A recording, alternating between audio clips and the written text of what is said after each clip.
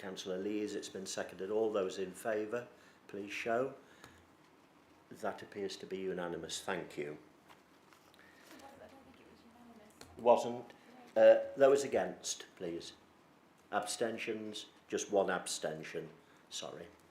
Yep. We turn now to section 4 of the agenda, and I want to bring forward, because there are people here tonight and it would be unfair to expect them to sit through the meeting right to the bitter end, and can I just say to members, we will later in our normal way on the agenda comment. It's not a debate, but we will make our comments later pertaining the appeals progress report. So I'd like to first of all at this point invite Mr. Roger Yarwood, Roger, to speak regarding the Gritstone Road and North Park Farm Whitworth Dale, or rather Darby Lane applications that are on the appeals progress report. Roger, you've got 3 minutes. Thank you, Chairman. Good evening. There are questions to be asked about the competence of several authorities involved in the Gritstone Road appeal, although I rather doubt whether any answers will be forthcoming. The lead local flood authority emerges with no credit. The Highway Authority promoted a solution to children's safety, which anyone could see would make matters worse. The inspector identified significant ecology concerns as a reason for refusal, yet Derbyshire Wildlife Trust, so vigilant in its protection of ecology when dealing with a small developer, was not prepared to stand up against the big developer. But the authority with most questions to ask about its performance is this council. The council made a sound decision to refuse this application based on a well-argued case presented by Chris Whitmore. In advising the council to capitulate, one is bound to wonder how well briefed the council's KC was and by whom. What I find difficult to comprehend is why, having decided to present no evidence to support its decision, did the council, presumably at enormous cost, retain the service of planning consultants and King's Counsel, whose most significant role during the proceedings was to gratuitously support the appellants, and who did so, quote, having taken instructions from officers within the council. Who gave the instruction to your advocate to support the appellants, and why? I think we're entitled to know. This all makes me wonder if the Wolves Action Group were encouraged to defend the refusal in the hope and expectation that we would fail, and in failing provide your officers with justification for the guidance they gave you. Wolves Action Group deserves great credit for taking on the challenge and securing this outcome, aided in no small measure by local residents. But I take this opportunity to emphasise that my role in this appeal was not pivotal. I succeeded, but certainly not because of my advocacy or experience. But I knew at the outset that there was a good case for refusal, which apparently you did not, but the inspector agreed. We all know that this council has been landed with an unachievable housing requirement, but the government has afforded the council the opportunity to carry out its own review of its housing requirement and set its own reduced requirement based on its special circumstances, including the impact of the national park. Why are your officers not pursuing this vigorously? And why are you not pressing them to do so?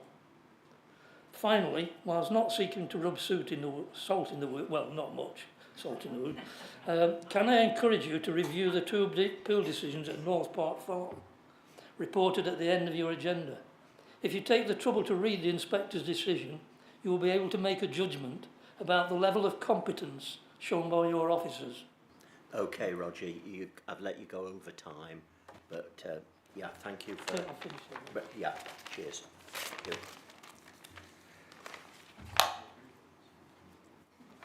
So I invite Julie Atkin, please, local resident. Please, Julie, you've got 3 minutes to convey whatever it is that's important for you to the members, please. Is this on? Yeah, it's all, sorry. Good evening, Chair, members. Thank you for the opportunity to speak this evening. It's been an extremely challenging time for our community over the past years and months. I'm not asking any questions this evening, however, I am hoping that members will. The Council's official public statement following the decision not to defend the appeal was that, quote, "We maintained our view that the Gritstone Road proposals would have adverse impacts on Matlock if allowed in their current form." I can't remember any reference during the appeal inquiry when the District Council expressed any view about the adverse impacts of the development. In fact, insofar as the Council's representatives put forward any evidence, it seemed to be mainly supportive of the appellant's position. As elected members, you may wish to ask why the Council's legal counsel and planning consultants looked to be giving the impression that they were supportive of the appellant during the inquiry. And you might also be interested to discover why the Rule 6 party was sidelined very early in the inquiry process. Thankfully, in the end, the inspector broadly agreed with Chris Whitmore, the Planning Committee and WAG, and we also highlighted highway safety, especially of school children, in our list of issues. The inspector agreed with us on this point also. If I were in your shoes, I would be questioning the precise nature of the advice from legal counsel not to defend the appeal, and you may wish to request sight of the consultant reports or any other documentation upon which this advice was based. The inspector's observations about the proposed conditions are telling. She agreed with WAG that the risks to Matlock could not be conditioned, and I hope you can find the time to carefully read her report. It is shameful that it was left to members of the public to defend this appeal, but we did defend it. Lessons should be learned from this experience. The Matlock community has been very badly let down. Moreover, the current schlar for the site remains wholly inaccurate, and this must be updated forthwith. And then the wolds must be removed from the local plan as soon as possible. And, for the sake of all Derbyshire Dales communities, a case for a reduction in housing numbers over the forthcoming plan period. The evidence submitted to the inquiry by our MP John Whitby, ref the Baroness of Stevenage's letter about areas affected by national parks and housing numbers should be taken forward by members. And finally, I'd like to thank the 3 Matlock councillors, Joe Linthwaite, David Hughes and Steve Wayne, for their contributions and support at the public inquiry. Thank you for listening. No, thank you, Julie. Yep. And finally, the ward member, Councillor Steve Wayne. Steve, you've got 5 minutes speaking in that capacity as the elected ward member. Thank you.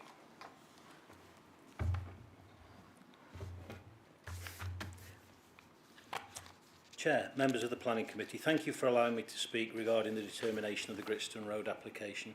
This has been a long and stressful fight for all those that have worked hard together to achieve the right outcome, particularly the Wolds Action Group, Roger Yarwood and David Ball. I wish to thank Chris Whitmore, the former head of planning, for his professional integrity in recommending refusal of the site back in 2024. I also wish to thank this committee and its former chair, Peter O'Brien, for upholding Chris Whitmore's recommendations. Your decision has now been vindicated and upheld by the planning inspector. I wish to raise a number of points relating to the following. 1 is the change to the council's position. 2 is the record keeping and transparency. And 3 are the costs incurred. When the developer finally decided to appeal, planning officers consulted 5 consultants. Planners were already in possession of recommendations of previously employed consultants who had raised negative issues regarding the application. These new 5 consultants appeared to capitulate, and instead of any upholding the original decision, all 5 stated that any outstanding matters could be dealt with by means of conditioning. The inspector's subsequent critical comments strongly pointing to the conditioning being recommended without due diligence and relevant risk assessment of the site. Planning officers appeared prepared to support a development where significant concerns remained, particularly regarding surface water runoff, flooding risk, translocation concerns and traffic issues on Chesterfield Road. Being surprised and concerned that all 5 consultants had to change their minds, I wanted to know what had changed. I approached the new planning officer and asked them for the rationale and objectives when consulting with the consultants. I requested documentation that would help us to understand the reasons why conditioning was now deemed to be possible. I received no such documentation or recordings of the Teams meetings. This made me question the Council's ability in relation to record keeping and transparency. Why was this information not shared? And I'm also rather concerned, after the Hasker Farm debacle, why we are not still making relevant records. Over 1,200 objections were submitted by concerned residents, and yet certain council officers decided not to make any record of the meetings with consultants, which would enable them to reassure the public known. As chair of the council, I was consulted by officers and legal counsel with what I would describe as a fait accompli whilst on holiday in Lanzarote. I was told that the appeal was now indefensible, as the outstanding issues could be conditioned. In a subsequent closed full council meeting in February 2025, councillors were presented with a similar message by officers and council. That's council SEL, by the way, the barristers. Barristers work to the client's brief and advise accordingly, so what information did the lead planner and his line manager provide? Will we ever know, as no documentation has been forthcoming? Why was it deemed necessary for a senior and a junior counsel to act as advocates for this council? The appellant only used one barrister, so why couldn't ours just use one advocate? In summary, Chair, firstly, will you and members of the committee please robustly investigate what brief was given to the consultants and what information was actually presented to the barristers? Secondly, why, when the council publicly indicated that the development would have adverse effect upon Matlock, did the DDC planner and the duo of barristers not put forward any concerns for the safety of our town to the inspector? Why were officers reluctant to engage with the Rule 6 party, enabling them to glean factual real-time information to help support the council's defence? It has now been proven that they should have. Fourth,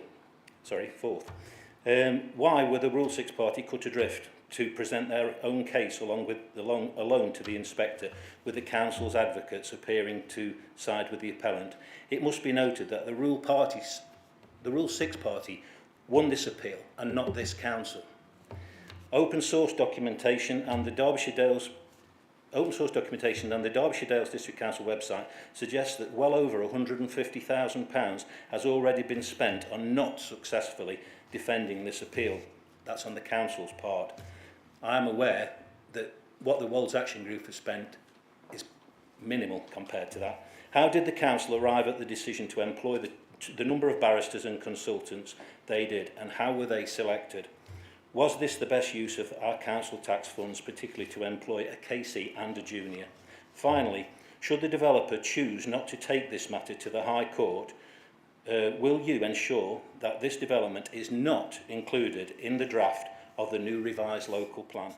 We need answers and reassurance. Too much time and money has already been wasted on this inappropriate development. We do not want to go through this again.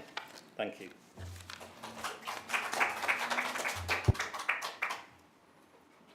Thank you, Steve. As I say, it's not sort of open for debate, but I just want to say, as chair of this committee, I think you have in Steve Wayne one of the most honourable, hard-working, decent councillors. And I know, because, you know, I was chair of planning, I moved refusal at the big meeting up at County Hall, and saw the hours and hours of support that you gave. And I think you're quite right to raise those questions, Steve. So thank you for coming and expressing your points of view. It was very important that members of the planning committee heard that. It's not open for debate, Gareth, at all. The comments can come later. Yeah, go on. But it is a question, not a comment, please, Gareth. Question. I just wanted to ask the question as to, given the fact that I did bring a motion to a recent council meeting in lieu with what Roger Yarwood said, to asking the council to look into the housing targets, that was completely rebuffed. And I was embarrassed about that because I sat there for 5 hours in that meeting. It was rebuffed, where I asked for the council to pause the local plan, to make a proper attempt to challenge the housing targets, but this was rebuffed by this council, and that was the motion I asked.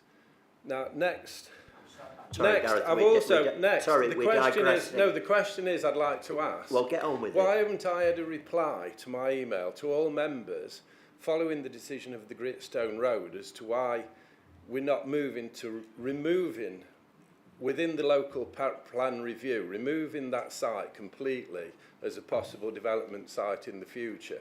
I think that needs answering, because I did send that email over a week ago and I haven't had a single member of this council reply to it. And I think that's disgusting. I'm sorry. Right, well, I Thank think you. we're all with you on that in terms of... No, you're not. So, can an officer take note of that and get back to Gareth?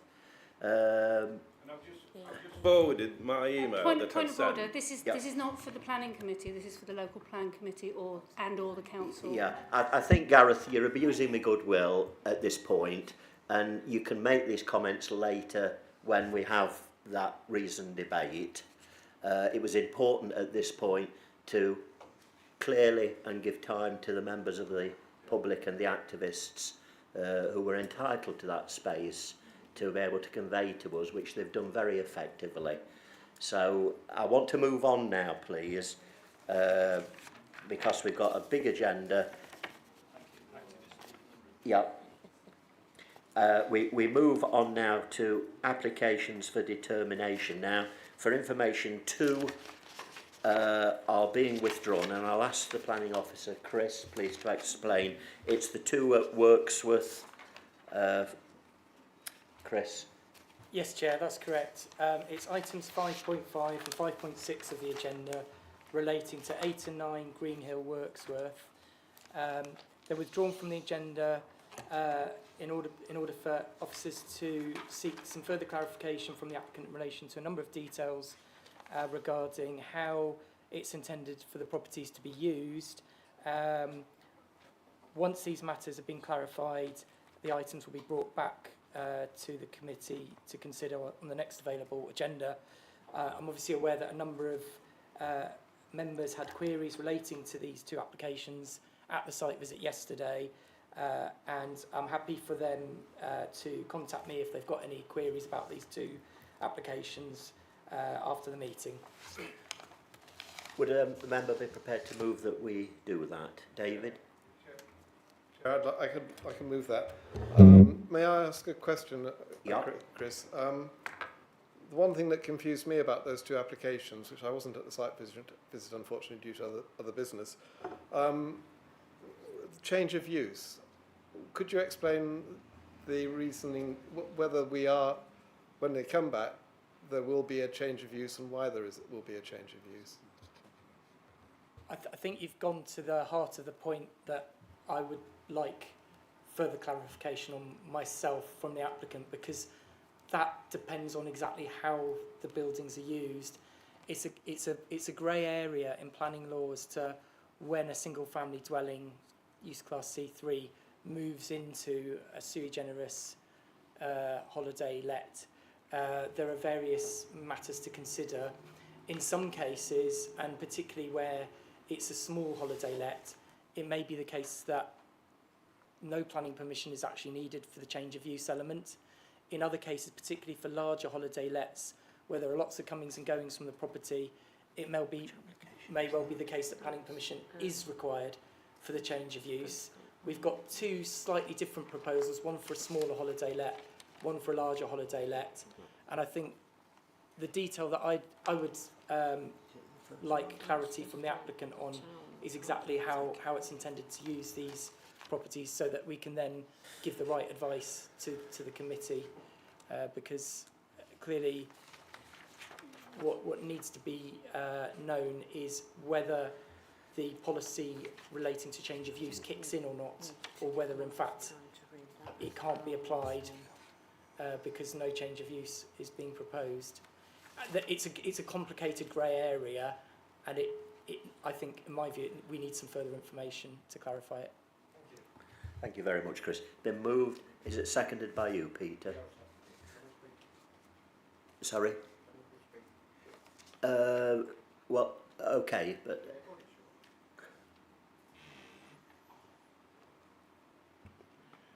Yeah, there was a lot of holes in this. I totally agree with you. One of them was whether this was a listed building. We didn't seem to know if it was a listed building. It's in the conservation area, but all around it's listed buildings, and it could well be a listed building. I don't know. We don't know that yet.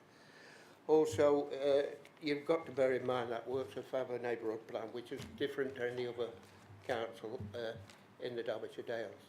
It's a democratically voted neighbourhood plan, which residents voted overwhelmingly to support them, the local plan. And please look at Wiksworth neighbourhood plan in future, because it's important. Thank you, Chair. Thank you, Peter. For members' information, I mean, should we be asking the conservation officer to reassess this particular? Certainly. Yeah, Yes, yeah. certainly. Thank you. So if that could be done, because it's got so much character and it's in the heart of a conservation area. It's a very, very important area, very historical. So it's been moved and seconded that for now we suspend this for determination, the two applications. All those in favour, please show. And that appears to be unanimous, thank you.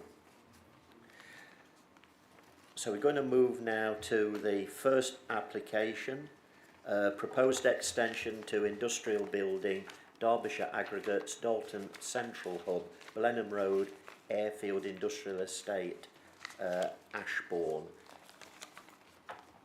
And perhaps I'll bring the case officer at this point to outline to members, and it's Gina, please.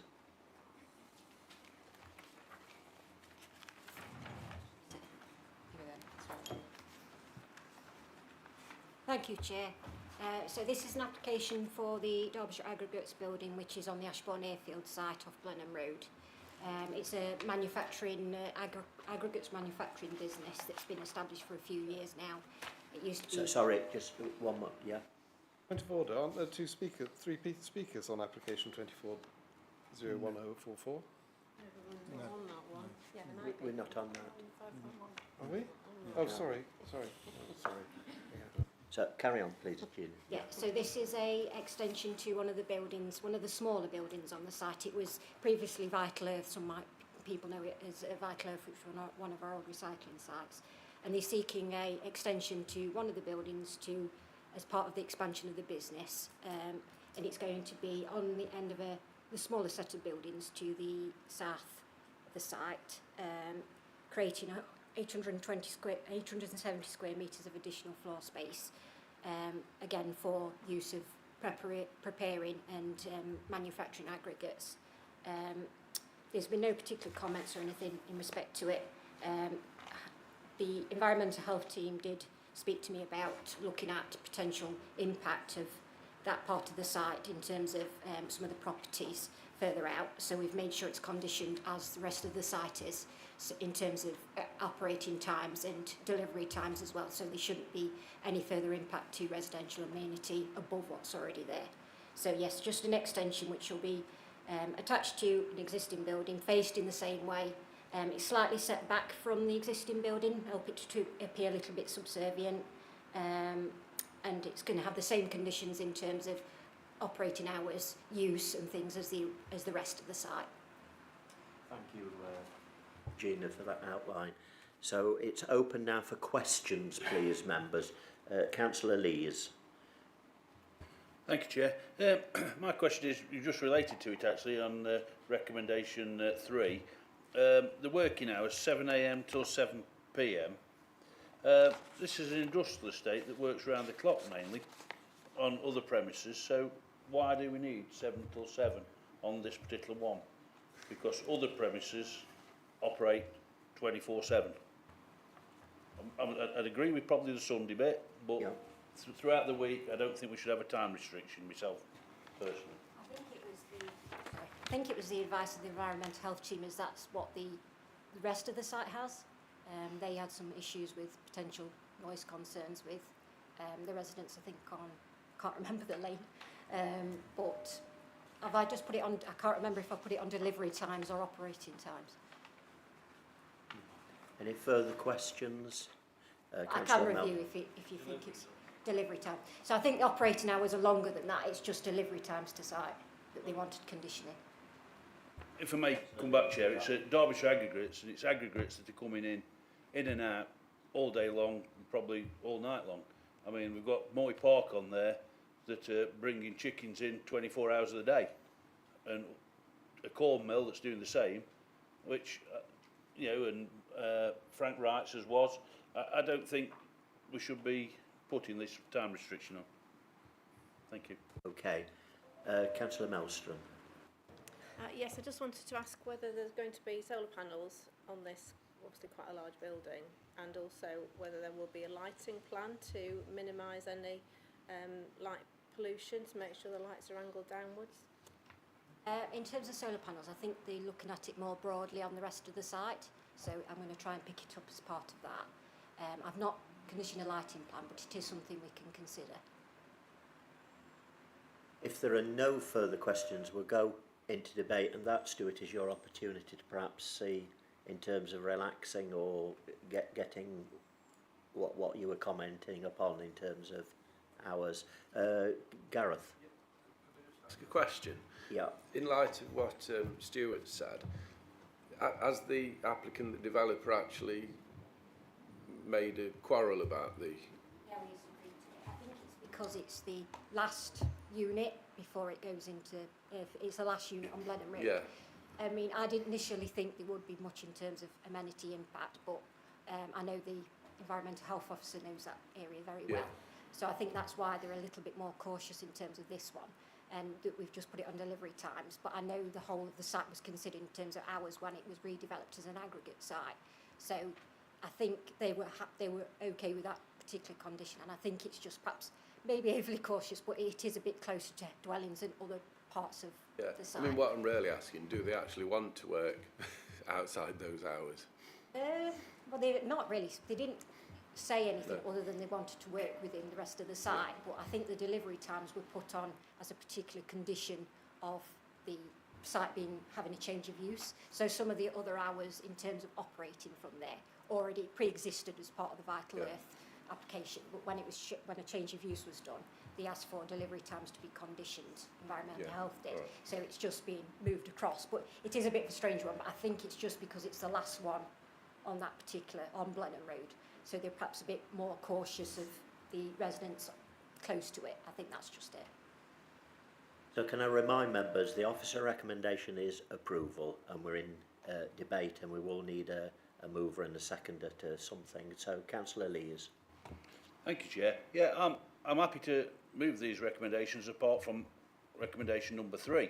It may be on the edge of the industrial estate now, but with the Ashbourne master plan coming in, there's further industrial units coming further out towards Darby Road from that, and I just think it's an industrial estate. It's one of the biggest employers in the Derbyshire Dales, and I think putting a restriction on the times, the Derbyshire Aggregates mainly bag different aggregates, different types of aggregates up. It comes in, they bag it up, and it goes out again. So I don't think it would create a problem for them, but I just think it's for future. I think it's an unnecessary restriction. Councillor Lees, do you wish to, on moving it, add an addendum that there is a relaxation on those hours? Yes, I do, Chair. Thank you. I'd like them removed, but if it comes back from environmental health, that they have the powers to put it back in again. Right. Does that find a seconder? Is there sympathy with what Councillor Murphy? Thanks, Chair. Yeah, very happy to second this. I've just got an observation. It's great to see a local business wanting to expand in these very difficult economic times. So it's good news as far as I'm concerned. So happy to second the application. Thank you. So we've got a motion before us, and I'm asking members to speak for or against. Councillor Dobbs. Just can I clarify, as I recall, I think you will, Stuart, as well, this is adjacent to the slightly less industrial part of phase 2 in the master plan. So it's actually not expanding that way with heavier industry, this is the bit which has the lighter industry before the houses of phase 2. So I think actually the environmental health suggestion is necessary, a precaution, and I would like to see it as written, please. So I won't be voting for the amendment. Thank you. I'll just bring in Chris, please. Thank you, Chair. It's just a point in relation to clarify the motion. Of course, it's in the gift of the committee to alter or remove planning conditions. That's absolutely within the committee's gift. Just wanted to clarify, because I think there was a slight qualification to the motion as to whether environmental health have the ability to put it back on. Once this application is determined, if that condition is removed, then that permission is in place and the council can't add conditions back on. I just wanted to clarify that point. I don't think the environmental health team are likely to change their position. They've already given a very clear view, but that's not to say that the committee can't come to a different view. They absolutely can. They just need to be aware of all the considerations that are in the report. Councillor Hughes, David. Yeah, thank you. I wasn't quite sure whether there is this 7 till 7 working condition on the rest of this site from the aggregate site. It may be. Is that applicable now, or is that something that is can they work 24 hours? It's very confusing, because when you basically, it is 24 hours, I think, in terms of the working side of it, not the delivery side of it. But when it was given change of use from the Vital Earth site, which used to be a waste site, to something within our control, because it used to be the building, because it was Vital Earth and recycling and waste, it used to be within the control of Derbyshire County Council as the planning authority. When it changed use to an aggregate site, it became under our control. So basically, they said the conditions to do with working hours, operating hours, with the original clauses of when it was a recycling centre. So it's not the clearest condition, but my understanding is that it was operational all the time, but delivery times were something that they had, because I suppose in terms of the aggregates, it's operational when there's people working there, but there could be people delivering to site outside of that time. So I think that's why Environmental Health decided to put that extra condition on the application when it was given a change of use, and why they want it to be considered as part of this application. But it was a bit of hard work to sort of work out the conditions, because they didn't actually put the hours down. They said you need to copy the opening hours or the working hours from the original waste consent from the county. So, but I think they can operate all the time, but the delivery times are to be conditioned. So if we do as Stuart suggests and remove this condition, the condition on this part of the site will be different from the conditions on the rest. Yeah, it wouldn't match. It's probably something that needs to be looked at as a site, perhaps as a whole, whether they ever want to think about doing a section 73 or something. So would it be more appropriate that they come back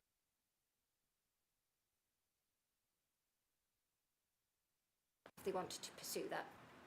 So in that case, it would be easier to give them the same conditions over the whole site, because if they can't deliver to the rest of the site outside 7 to 7, they won't be able to deliver to this corner of the site 7 to 7, so it doesn't make any difference to them. And then our advice back to them would be to have a section 77. Yeah. Okay, thank you. That makes it clear that it's not necessary, Stuart, to take out this third condition, I believe. Councillor Burfoot, then Councillor Slack.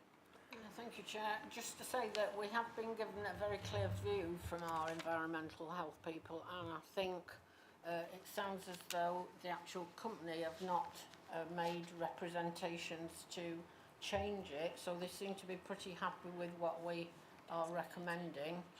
Am I right, Gina? Yes. So I think it would be remiss of us to go against the advice of our officers on this one. Councillor Slack. Thank you, Chair. The big problem here is that we agree to this, and then the business gets busier and busier, and they need more hours. Are we stuck to this, or can we be adjusted later again? It could be adjusted again in the future if required. Obviously, we'd have to take into account the rest of the site is developing, but obviously this is an employment site, and it has been for many years. So obviously the industrial side of it is going to always be a consideration. But so they could, in theory, look at the opening hours again if they as a business wanted to. Well, the last thing we want to do is put obstacles in the road of business. We need to go forward. Can I just ask, Councillor Lees, in the light of what the officers and other members have been expressing, do you feel it might be wise to just withdraw the addendum, or do you still wish it to be tested? It's very confusing, Chair, to be honest, because is it for deliveries in and out, or is it just deliveries in, or, you know, what does it entail?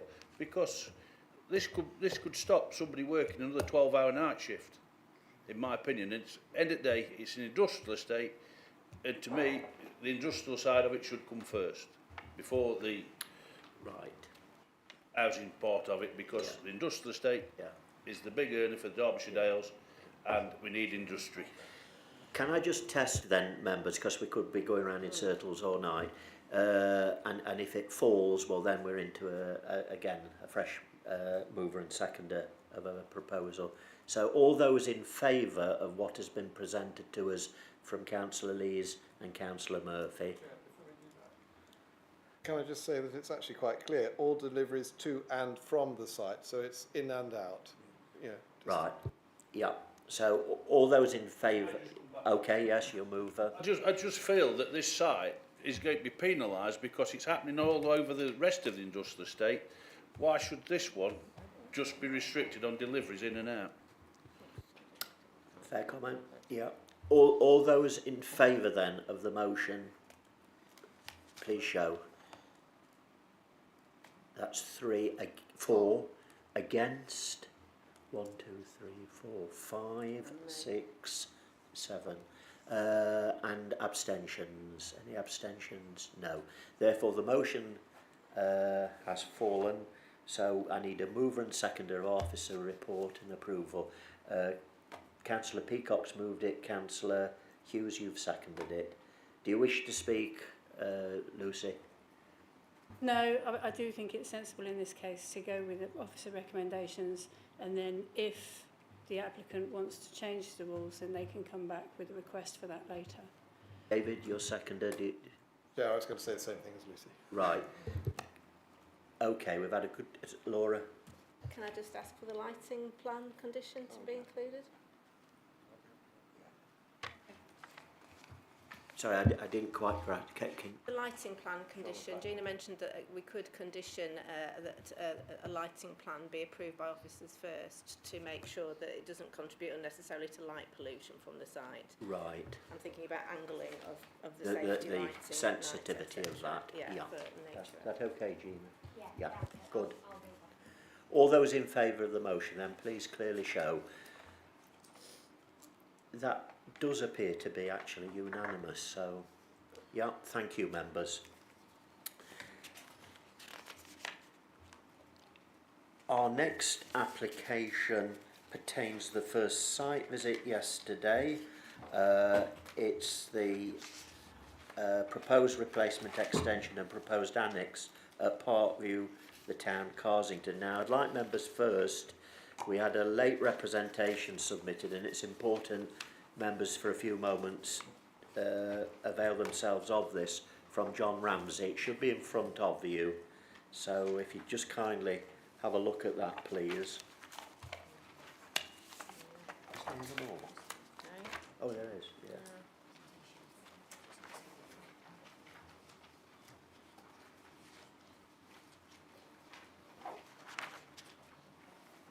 This is actually from Robert Fox, who we met yesterday, I think, on the site visit.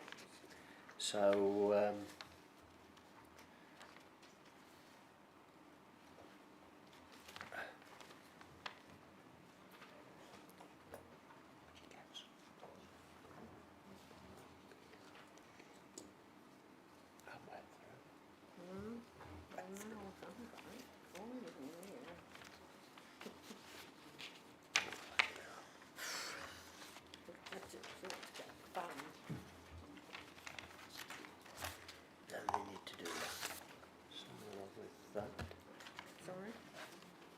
the next one. Good. The next one, but we have got speakers on this one, haven't we? Yeah.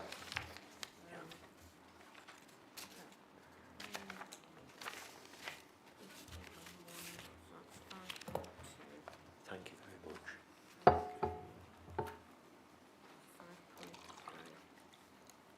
Do you want to? You're right.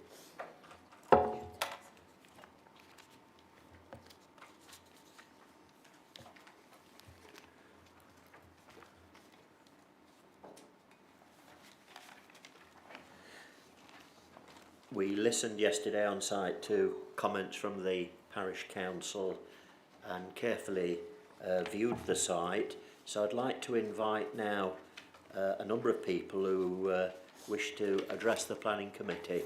So first of all, the applicant, Richard Clayton, to speak in favour of the application, please. How long does he get?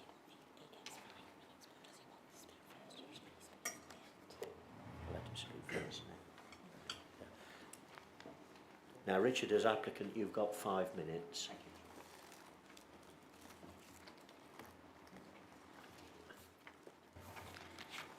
Good evening, everyone, and thank you again for allowing me to speak again as the applicant and in support of my planning application at Parkview. I'd also like to extend my thanks to the Planning Department and the Case Officer for their support in recommending the application for approval. As you will recall, the committee meeting at which this application was first discussed, the committee members wished to defer their decision until the Conservation Officer had made comment and given recommendation. I would respectfully add, as a point of clarity, that the Parish Council's comment that the application was refused at this meeting was factually incorrect. Moving forward, you will note that the application for the side extension of Parkview has been withdrawn, and it is now only the outbuilding which is relevant to the application. The Conservation Officer gave opinion that the proposed outbuilding had architecturally detailing which undermined its subservient relationship to the principal dwelling. In response, it was proposed to make amendments, including removing quoins, removing the solar array from the east roof slope, remove domestic fenestration from the east elevation, and to reduce the length by a further 1.5 metres. Following this, it was confirmed by the Conservation Officer that it no longer competed visually with the principal dwelling. It further confirmed understanding that the remaining historic wall would not be affected.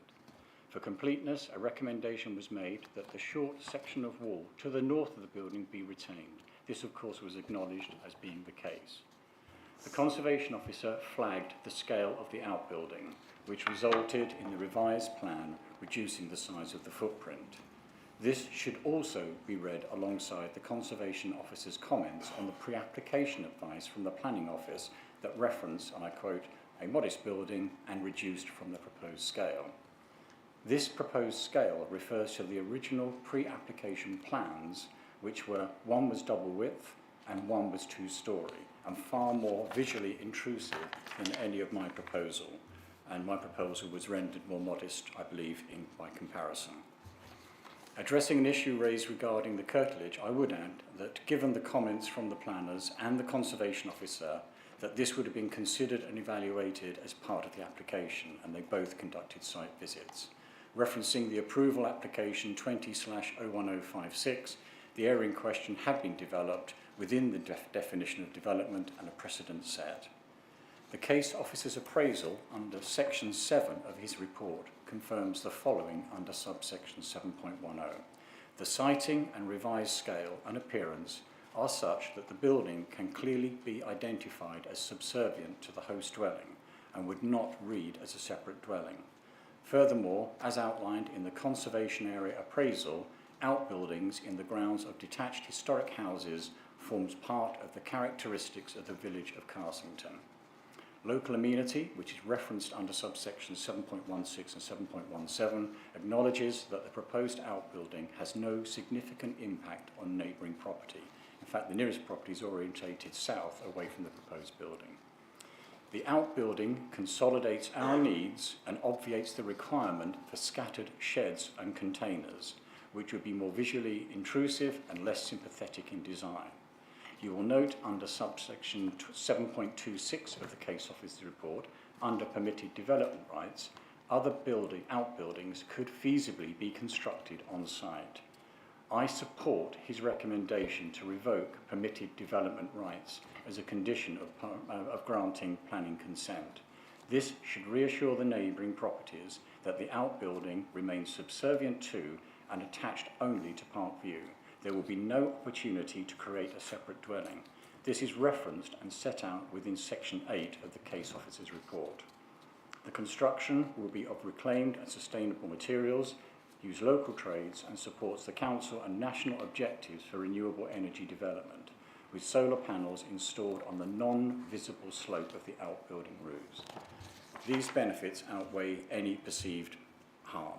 Further, I have at all times cooperated with, taken advisement and instruction from the Planning Department and associated professionals to ensure the architectural and archaeological heritage and conservation requirements are met. Members of the Planning Committee, I trust this receives your positive support for the recommendation of the approval of my application, and thank you. Thank you very much, Richard. Richard, have you been practising this because you were spot on time? I am quite good at that, actually. Thank you anyway for your comments. Thank you. So I'd like to invite now a local resident, Pippa Ward Bradley, please, and you have 3 minutes to say whatever you would like to the Planning Committee. Is the microphone on? It is.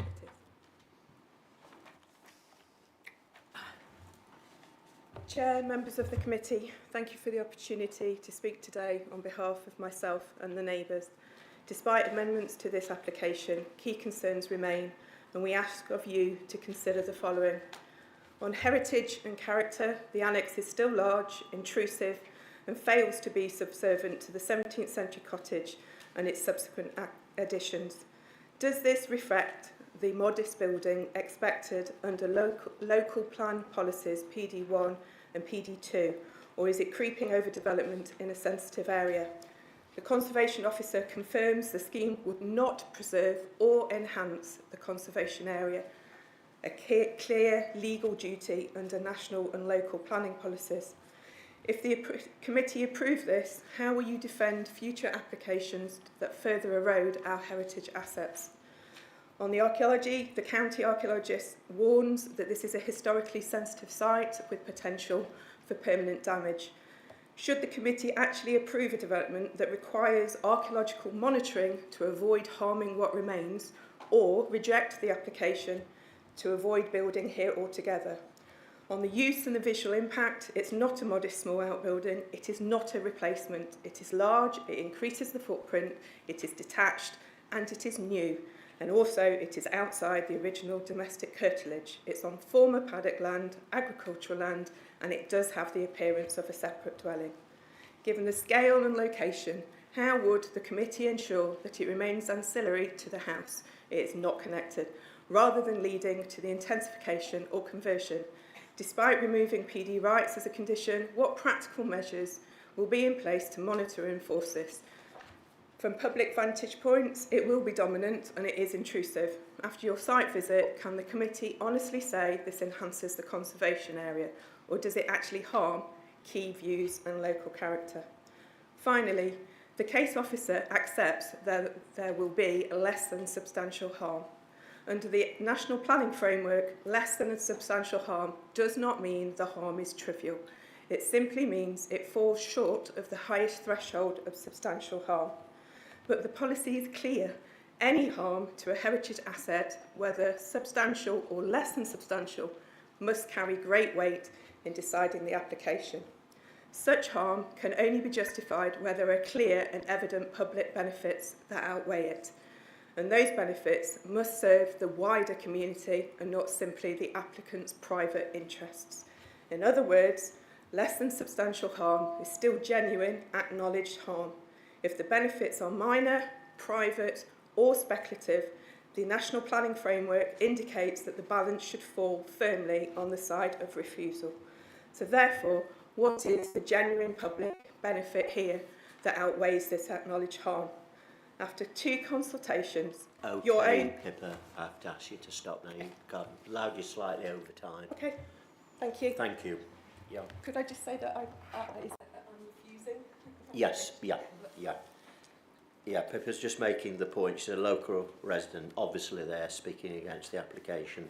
So I'll ask now Robert Fox, please, local resident, who too is speaking against the application. And Robert, you've got 3 minutes.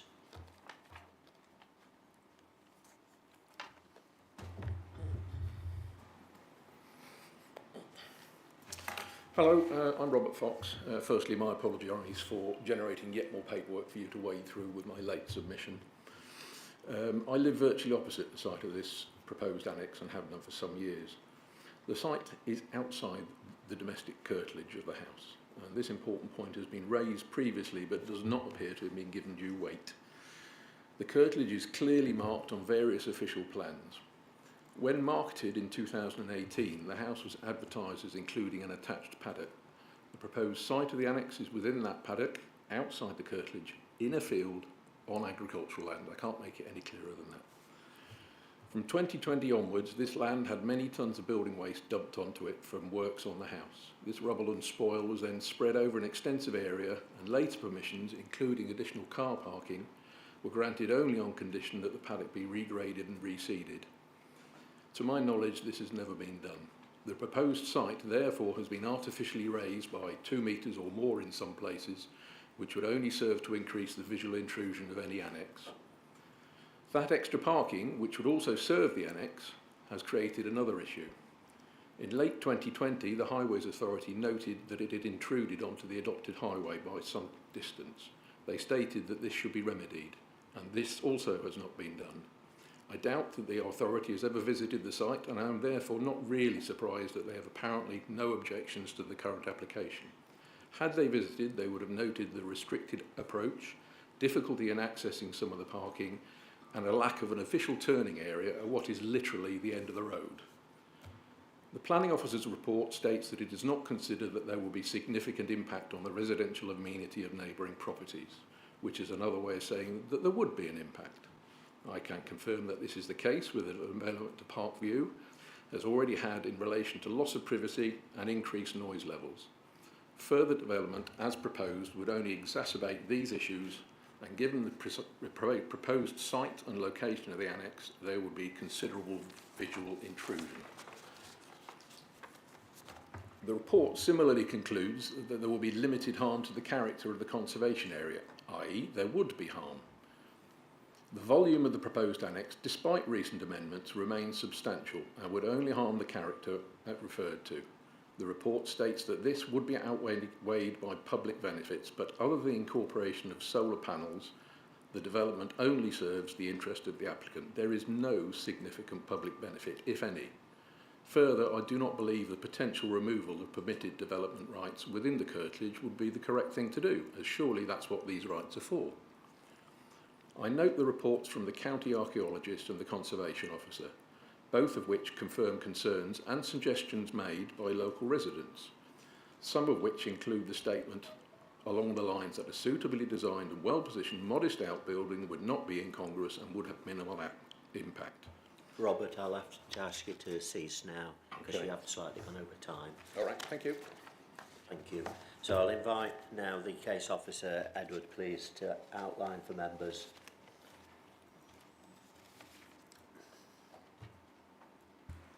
Thank you, Chair. So yeah, this is a full planning permission sought for the erection of an annex. Just to clarify, on the agenda it does still refer to the proposed replacement extension, but as clarified, that's been removed from the scheme following its deferral previously. So the application was previously deferred at Planning Committee in May this year, in part to ensure comments from the Conservation Officer received. And at that time, the committee had made clear they'd not come to a decision on any aspect of the scheme. So it's for members to debate the full extent of it at this point. So in terms of moving on to the sort of site description of it, so the site's on the western edge of Carsington. It's within the Carsington-Hopton conservation area. The site consists of the existing Parkview, a T-shaped detached dwelling with a small garden and to the east. And then which abuts agricultural land, which slopes off down to the east and south.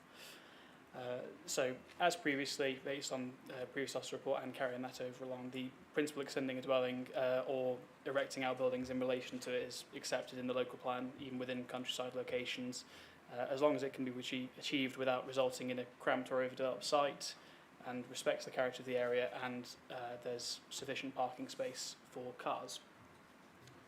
So, as said, earlier in the year, previous officers, after seeking amendments on the scheme, reached the view that the proposal was acceptable and recommended that planning permission could be granted.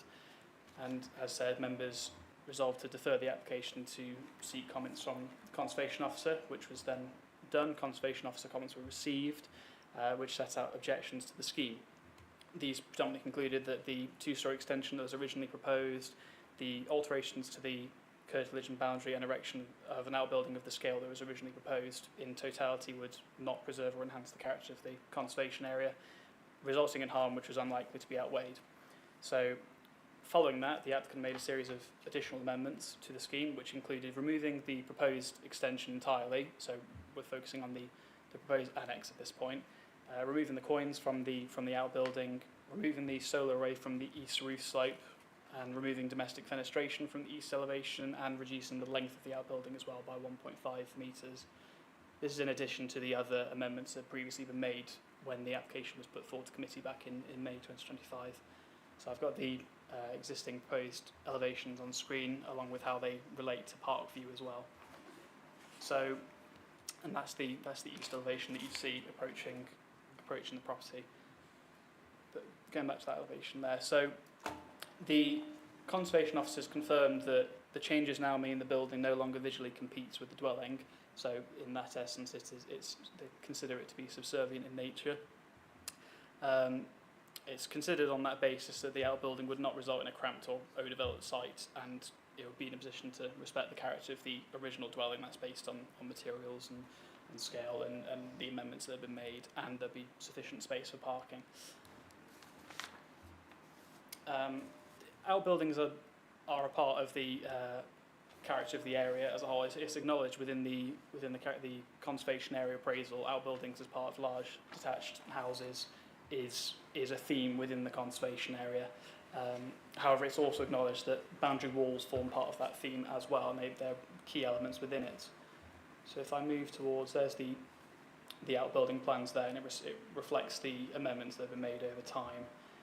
And then there's the site plan as well. So in terms of the Conservation Officer's latest comments in response to the amendments, whilst they're happy and satisfied that the building no longer competes visually with the host dwelling, they did maintain concerns regarding its position in relation to the historic wall, given that it's forward of that boundary wall. So in essence, and also it's worth highlighting the acknowledgement that there was previous historic fabric that had been lost on site, and the dwelling's curtilage has been expanded previously, and this would represent, in effect, based on its siting, inherently would result in an increase in curtilage in its own right. Whilst previous domestic curtilage extensions has been granted in 2020, this has to be considered as well in its own merits, and in terms of the level of harm that's been identified to the character of the conservation area, that has to be, if it's effectively anything above none, it has to be deemed as less than substantial. It's well established within appeals and case law that there is a scale that's applied to this. Weight has to be applied to preserving or enhancing the conservation area, and indeed the local planning authority has a duty to do that. But the professional opinion is that the harm identified is limited, and it relates predominantly to the siting of the dwelling in relation to the original boundary of the dwelling. And then, the MPPF directs that in instances where the harm is identified, this has to be weighed against the public benefits of the proposal, and it being effectively in terms of a proposal for an annex, the scope for public benefits is indeed limited, but there are still material considerations that have to be put forward. So primarily, the main benefit that's applicable in this case and formed part of the basis for the recommendation is revoking permitted development rights, which would prevent the proliferation of any further outbuildings associated with a dwelling house. And indeed, if members chose to refuse the application, the applicant could exercise their permitted development rights, and the district council would not have control over the details of the design, provided it complied with permitted development rights. So the public benefit that arises from that relates to the character of the conservation area, whilst ultimately is that public benefit in addition to the public benefit in the report in terms of the addition of solar panels and renewable energy sources and such. Those have to be to some extent limited in scope, given that it's within a private setting. The weight attributed to the less than substantial harm as well is on the lower end of the scale, so I've considered that on balance it can still be approved. Matters such as parking and amenity remain acceptable as previously assessed. So in that essence, the journey that's been undertaken is Conservation Officer comments sought, the amendments have been undertaken, and then the recommendation is that on balance, whilst there's limited harm that's been identified, there are material considerations that means the application could still be approved subject to conditions including WSI, revoking permitted development rights, and ensuring that it remains ancillary as well. I think it was very useful to have the site visit yesterday, and I think on balance, to use that phrase, there's going to be many questions. So first of all, Councillor Slack. Thank you, Chair. Yeah, there's a lot of questions. My first question is it an annex or is it an outbuilding? Is it an annex where people are going to live in it, or is it outbuilding where mowers and tools are going to be stored? That's a question. And the second question, is it built on its own curtilage, or is it part of agricultural land which it's imposing on? That's my second question. Through you, Chair. So in answer to the first question, it's the application, the proposal is for an annex. It does contain, if I go back to the floor plan, it's effectively got a lounge / bedroom area with an ensuite, and then it has also got a garden stall. These are contained within an outbuilding. It is still an outbuilding that would remain ancillary to the main dwelling. So it would be conditioned that it remains associated with that, because we wouldn't accept that to be separated in any form. So in essence, it is seeking for an annex in that sense, so someone can stay in it, but the extent to which it could be afforded day-to-day living accommodation and be separated is limited, and also can be controlled through condition as well. The second point, in terms of the encroaching into agricultural land, it is effectively, I mean, whilst the domestic curtilage has previously been extended, this does straddle the line and does encroach into the paddock area to the east of the existing domestic curtilage, as it's been raised before.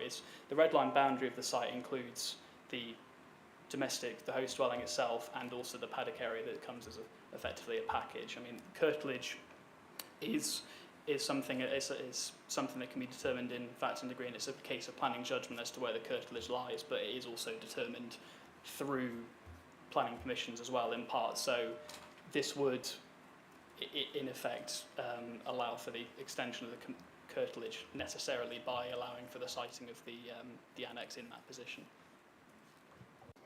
Councillor Peter Dobbs, then Councillor G. Thank you, Chair.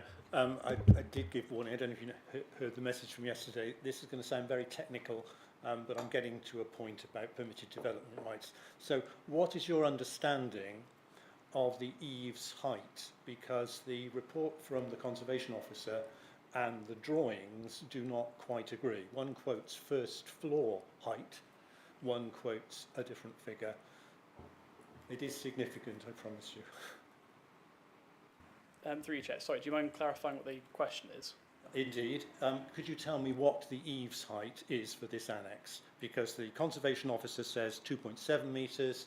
There's a figure on the drawings which shows it to be 2.472, or it says first floor 2.472 metres. And that is pertinent in the point that I'm trying to get to. Yeah, through you, Chair. So it'll be based on what the approved plan set out, so I take it as 2.472, but I appreciate it does say first floor there, but I suspect there's not a first floor proposed as part of this. There was one previously proposed, but that's not set out on the floor plans. It is a single story element. There was previously a first floor, but that's been taken out. My second question is the eaves height, which the Conservation Officer quotes as 4.6 metres. Is that your understanding? I believe that's correct, yes. Right, because my point is that in 7.26 you talk about permitted development rights as if this particular building could be picked up and plonked down within the curtilage because of permitted development rights. Now, my understanding is probably fairly fragmented, but I believe there are limits on eaves height and ridge height within permitted development rights, and also within 2 metres of the curtilage is also more extreme. Is this correct? Yes, that's correct. Yeah. No. So just to clarify, the outbuilding that's proposed here wouldn't be permitted development rights, or wouldn't constitute a permitted development scheme.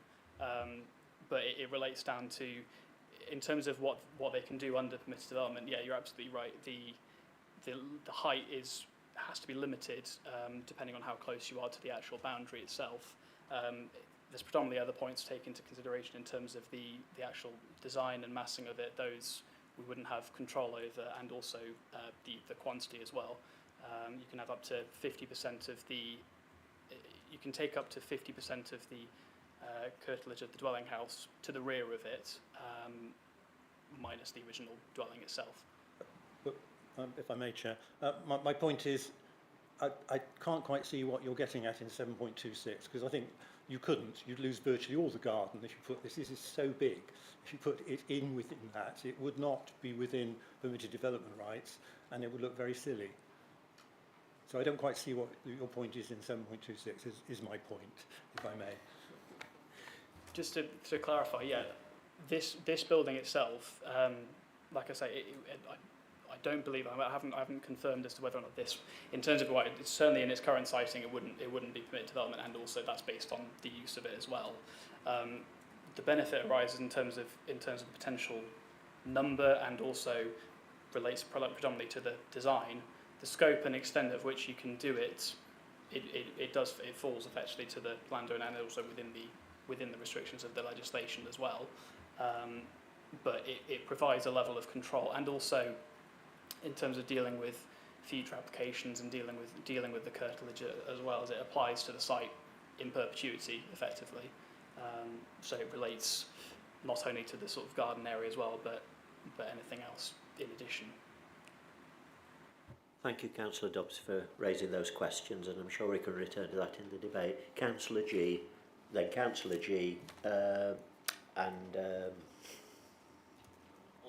John, others, before I'm taken away. Councillor G.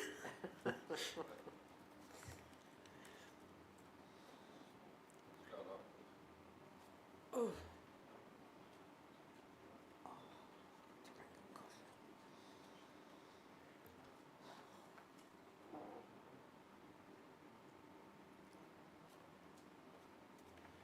Technical issues, I'm afraid.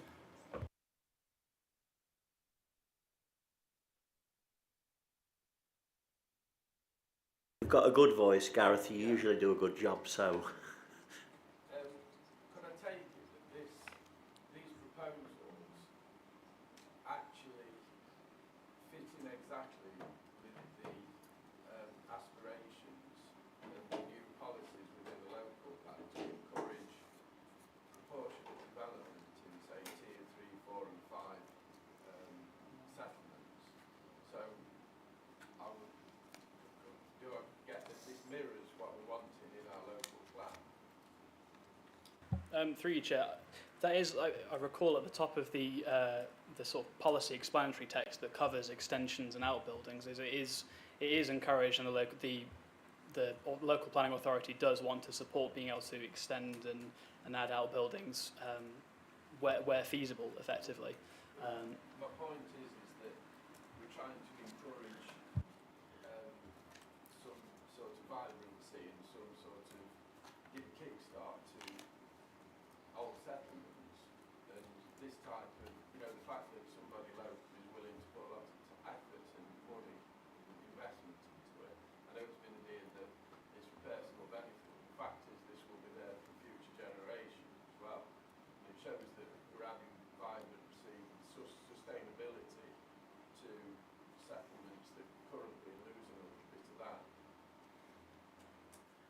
Through you, Chair. So there was, and I should point out that in requesting or going through the public benefits of the scheme, it is something that was raised in terms of pointing out that obviously, you know, it would involve hiring people to build it out and sourcing local materials, etc. The reason I didn't include those in the report is because they're very limited in scale. The public benefits, as in almost negligible in terms of the benefit relating just in terms of the scale of the development. So they are material considerations in effect. The level of weighting you apply to them is up to yourself. It's a matter of planning judgment.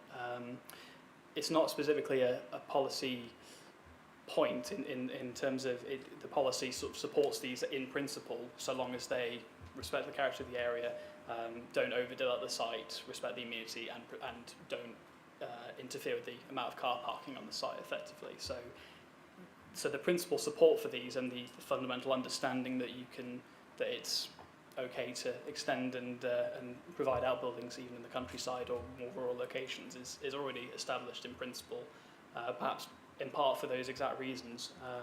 But I suppose those points come into the sort of balancing exercise in terms of the pros and cons. Thanks, Councillor G. Sorry, where's my list gone? Leeds, sorry. I think I've jumped the queue a bit there, Chair. I think, but yeah, my question is, when did the paddock get permission or planning permission, or did it need planning permission to be changed from field to paddock when it was done, or can it just be done? Has it got permission to be a paddock because it looks, when you're on site, to be part of the field, it has a bit of fencing put around it? Through you, Chair, I can't recall a specific permission record in terms of a change from paddock from agricultural to paddock. I mean, to clarify, I mean grazing of horses, for example, doesn't constitute a change from agricultural use. So if it's used in that capacity, there isn't a change. I can't speak to the fencing in terms of whether that's got planning permission, as it didn't particularly pertain to the site, but I did. As a case in point, you know, when you're visiting the site, you take it as part of the context of the area. So either on that assumption, then we can assume that part of it is being, like has been said previously by some of the speakers, that it is being built on agricultural land because it's paddock. Thank you, Councillor Leeds. Councillor Boynton. It's clearly a large building, kitchen, dining area, store, shower room. So the question I've got is, we're referring quite a lot to the word subservient. In planning terms, is there a definition of subservient, or is it just a matter of opinion? Through you, Chair, it's planning judgment effectively. There are various local authorities that have guides as to design guides that set out what's subservient and what isn't. But you're absolutely right. It can the sort of use of it and how it relates to the building beyond just the design, scale, massing of it, and all the rest of it does also play into whether or not it's subservient. So that judgment reflects on whether or not it can be seen to be associated with the dwelling. That's effectively the test in this instance. And also, I mean, it depends on if you're talking about subservience from a visual point of view in terms of whether or not it competes with it, but that perhaps overlaps with the assessment of whether, when someone's looking at the site, whether or not they see two sites, as you will, or one site, a house with an outbuilding, or potentially from looking at it, irrespective of what's going on site, whether it's more likely that they perceive two separate dwellings, for example. So there's that question about subservience as well. And that falls part of the assessment. But in sum, it's a matter of planning judgment. Thank you for asking that, John. Councillor Peacock and then Councillor Hughes. Just a quick question. I'm interested in this, in the potential public benefit of the revocation of permitted development rights. Can you go back to the slide you were on a minute ago? So am I correct? What is the curtilage is what I want to know. Is it that white bit?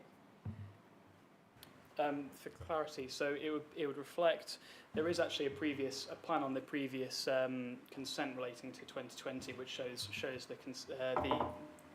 what can be considered to be the curtilage. It would include effectively all of the garden space, and it would most likely include the sort of siting of the historic wall, the grey line that runs sort of northeast effectively. And then around the parking. The parking was part of the application for extended domestic curtilage back in 2020. So it includes the parking, the garden area to the rear, and it curves around to where the side extension was originally proposed as well. It is more or less the white bit on that picture. Plus the green sections to the south and west of the Oh, that's the green section. Okay, so it is quite a reasonably big area. So there would be a reasonable size building could be put up. To an extent, it does depend on one's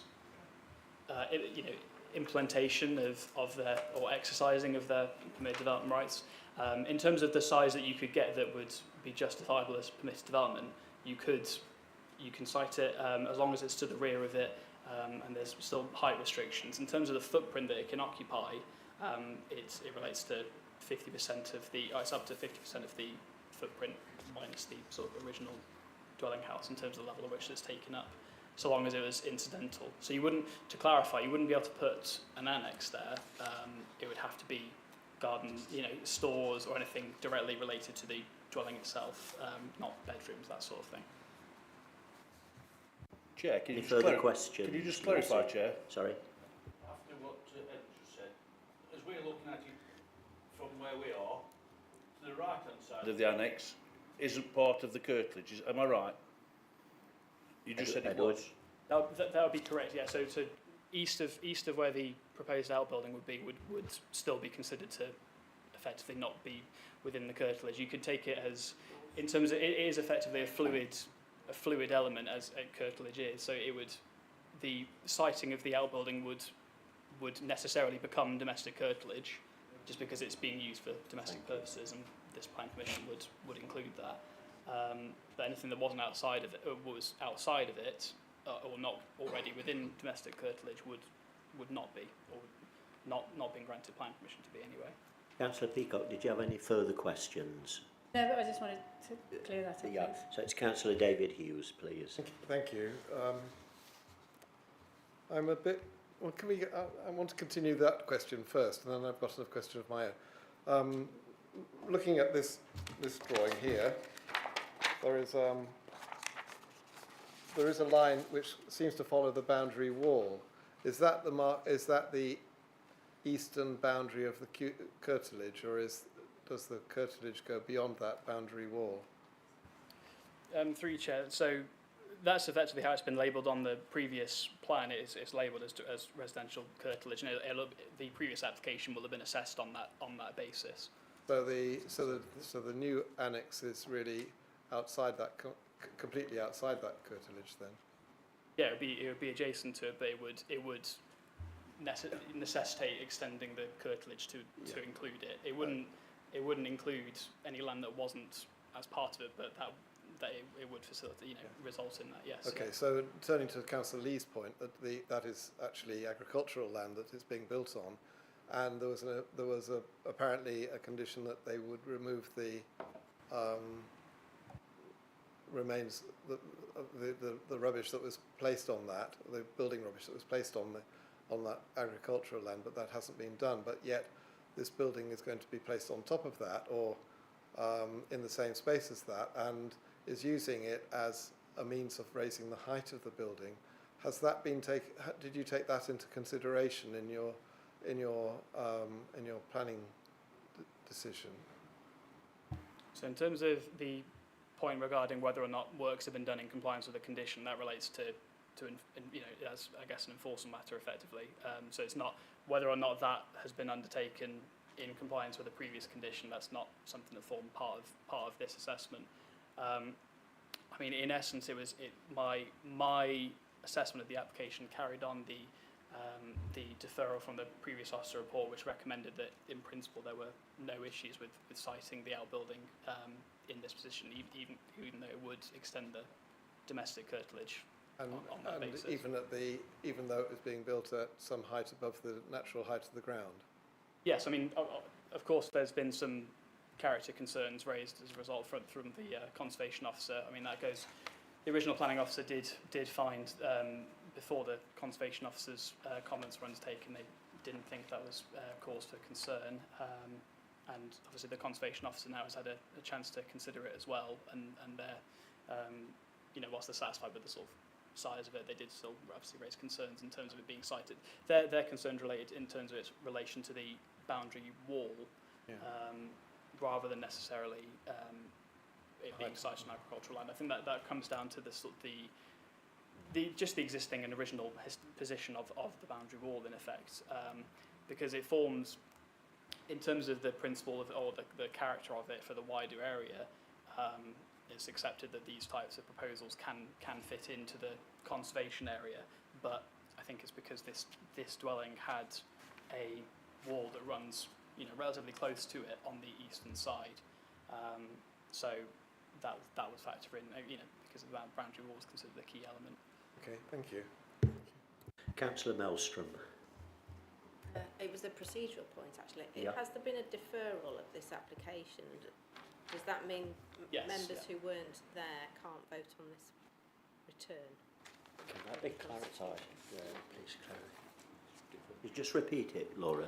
I seem to recall under the constitution that we discussed a few months ago, the amendments, it's members who were not there when the application was previously considered are not allowed to vote when it comes back to committee. Is that correct? Because I don't think I was on this one before. Through you, Chair. Yeah, I do believe that's the case, but if you give me a moment, I'll double check and the give date you the when it reasons. was deferred. Just as a point, Chair, just for clarity, I suppose in this case, something I'd like to highlight is that whilst the application was deferred, the members on the previous committee made no formal judgment on any aspect of it, and the deferral didn't satisfy any points aside from setting out instructions to be carried out prior to the application coming back to committee. It didn't set out that the committee had been satisfied or not satisfied of any particular point per se, if that helps matters. It does. Thank you, Edward. Did you wish to come back in a moment? Just give me a moment, Chair. Yeah. While that's being sorted out, we've, I think, exhausted questions. So, sorry, Dermot. Yeah. I'd like to move to debate, please. We have an officer recommendation before us, so can someone just test the water so we can start debating? Are you prepared to move the officer recommendation, or? I'd like to propose that we refuse this application. So it's been moved by Councillor Murphy that we refuse the application. Does that find a seconder, please? Councillor Leers. So we now have a motion before the committee. Chris? Thank you, Chair. Just to clarify, what would the reason for refusal be? Oh, sorry. Okay. Apologies. This application conflicts with PD1, PD2 and PD5. I've heard it mentioned a couple of times tonight, public benefit. And I did look that up actually, because I wasn't too aware of what could be classed as public benefit. But I found it said economic, social and environmental. So with this particular application, I can't see where the public benefit is in terms of planning references. I don't think any of those boxes are ticked with this application. Obviously there's some great points raised this evening. Obviously looking at this map or chart here depicting the paddock and the curtilage of the house, that's a new introduction as far as I'm concerned.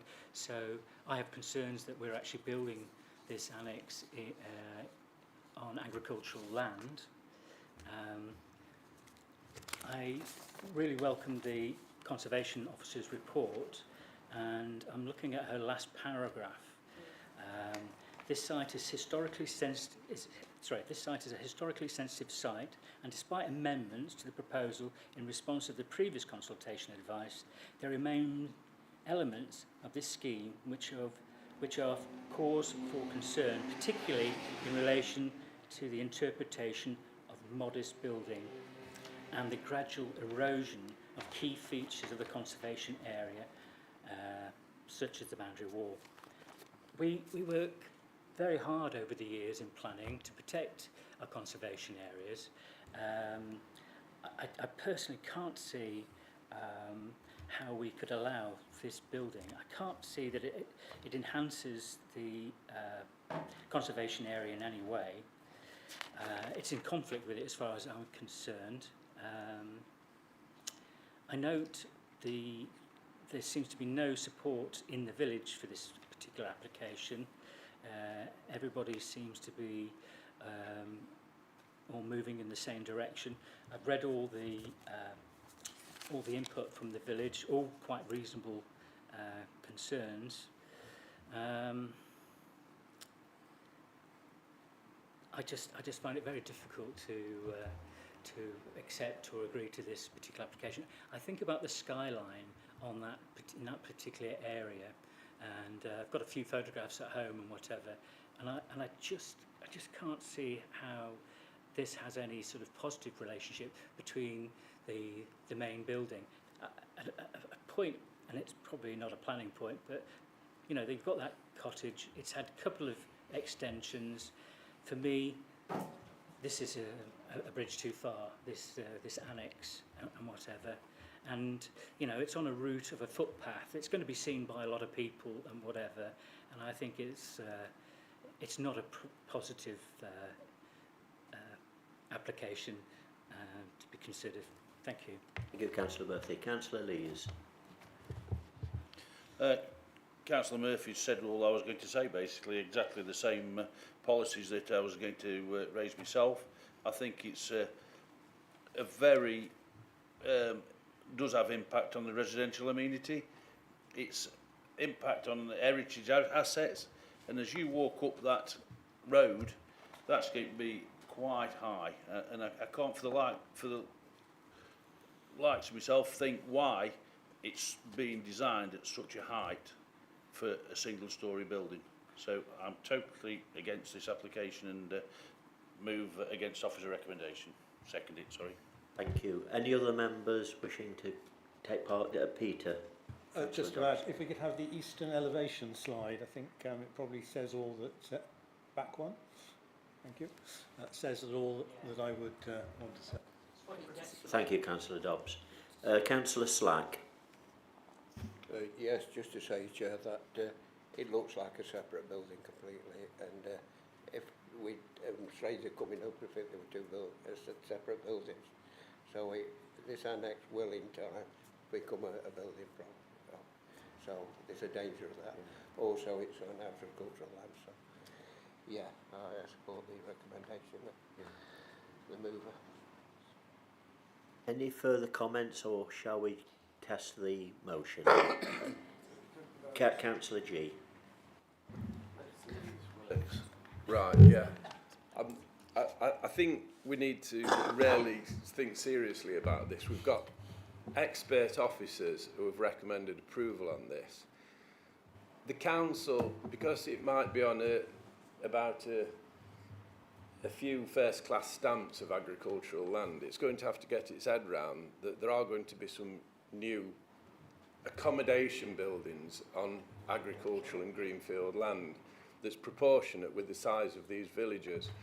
And I think we need to accept enhancement and new accommodation, even in historic villages, to a proportionate level. And I think this is just an example of that type of enhancement that will provide something extra for future generations.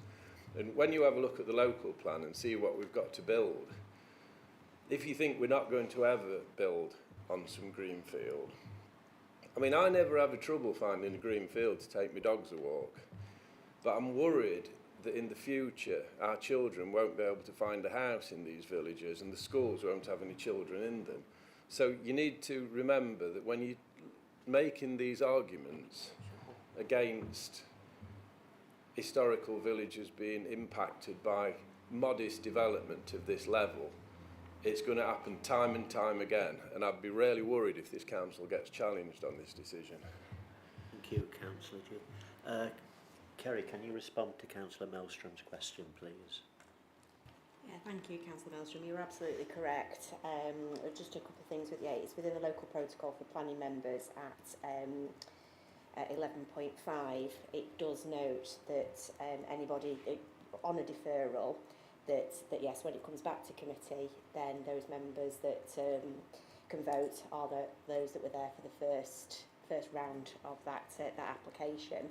Now, this has just been recently changed, so I just wanted to double check when this was first come to committee, because it would be slightly unfair to impose that if this was decided prior to the change in our own constitution, because it refers to it being deferred for specific reasons, and only those specific reasons. So if I can just ask the case officer, Edward, just to confirm when it was brought to committee first and what was the reasons for the deferral. It was brought to committee on the 13th of May 2025, and the reasons for deferral was to seek the report of the conservation officer. Did you say 13th? I believe it was the 13th. I can double check my report, but I believe it was the 13th. You can Dermot. And you do have the right to wind up in a bit, Dermot. Going back to the previous meeting where we deferred it, it was Neil who'd actually came up with a very useful point and asked that when the application came back, we weren't actually just going to consider the conservation report, that we could consider the whole application in the whole.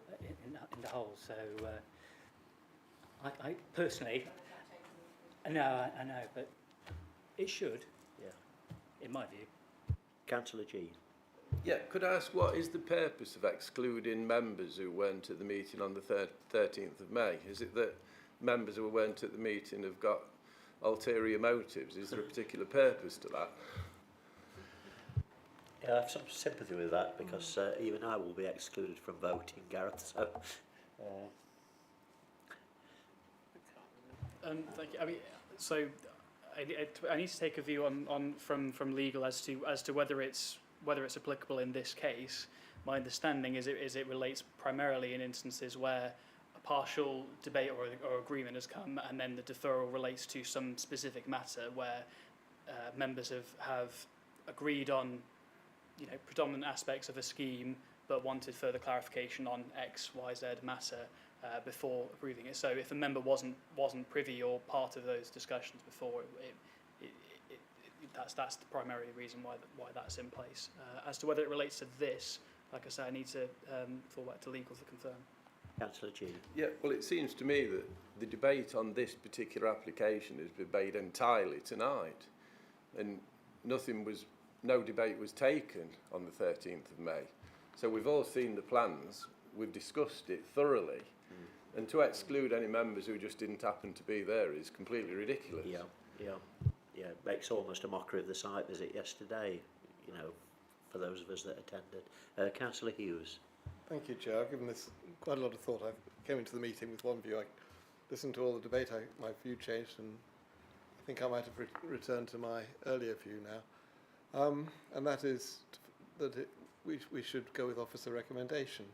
The eastern elevation of this annex is tall, because it's built. The lower edge of that is on land which is lower than the garden level, and that's why it looks extraordinarily high in that elevation.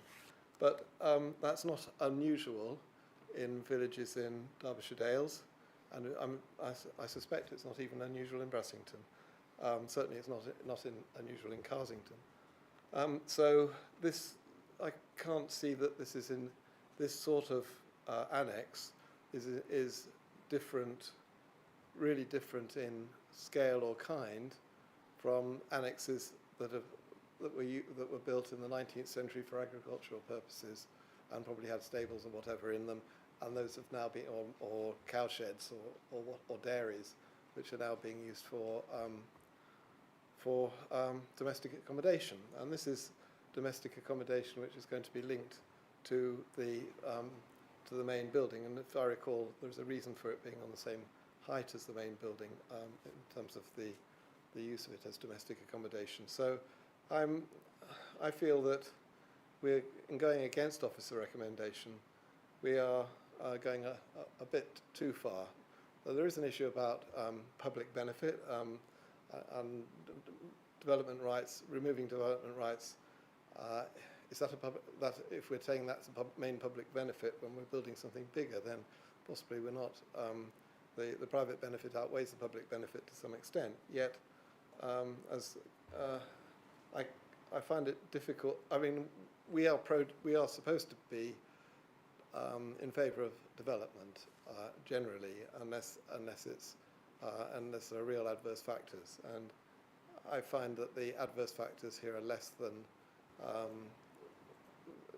sufficient to allow me to vote against the officer recommendation. So I'm going to vote for against the motion. Thank you. Is there anybody that hasn't spoken that would like to? If not, I want to put this to the test so we know where we are. It's been moved and seconded that we refuse now. Dermot, you have the right to wind this up. For me, David, the key is it's a conservation area. You know, it's in a very prominent location. It'll be seen for miles across the countryside. You know, it's not a very good precedent. I think the arguments for having the annex aren't that powerful, and I can't see any benefit to that part of Carsington. So I disagree with you. You know, we've learnt tonight that, you know, part of it's built on agricultural land. You know, there's a consideration there. We have these rules and regulations. If you want to change, you know, classifications of conservation areas, okay, you know, leave that to the local plan. But currently, this isn't a conservation area, and we should be protecting that landscape. That's my view. Thank you, Councillor Murphy. It's been moved and seconded that we refuse this. Sorry. Yeah. Right. Sorry, yeah. Right. Well, I hadn't okay. actually. Yeah, I hadn't actually finished. So, okay. Sorry. I was just waiting to confirm when in May that this was changed. So it was round about the time that we were having our, you know, that the whole constitution amendments were made. And yes, there is some reference that if it is deferred, that only those that were there first. However, with regards to procedural fairness, I think I can't remember which councillor it was made the point that we are here, we have debated it, and the reason for refusal.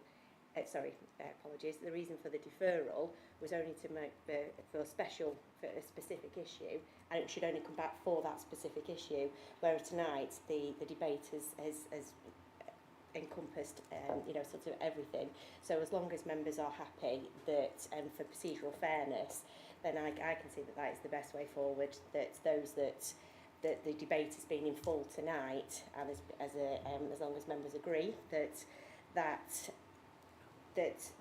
going forward, then members, you know, just to be aware that our constitution does make reference to only those that are present when it was discussed in the first instance, can be there when the deferred item comes back. I do take note that there were some questions about the procedural fairness of that. So if I can come back to you separately, I think it was Councillor G, just to give you some rationale to hopefully explain.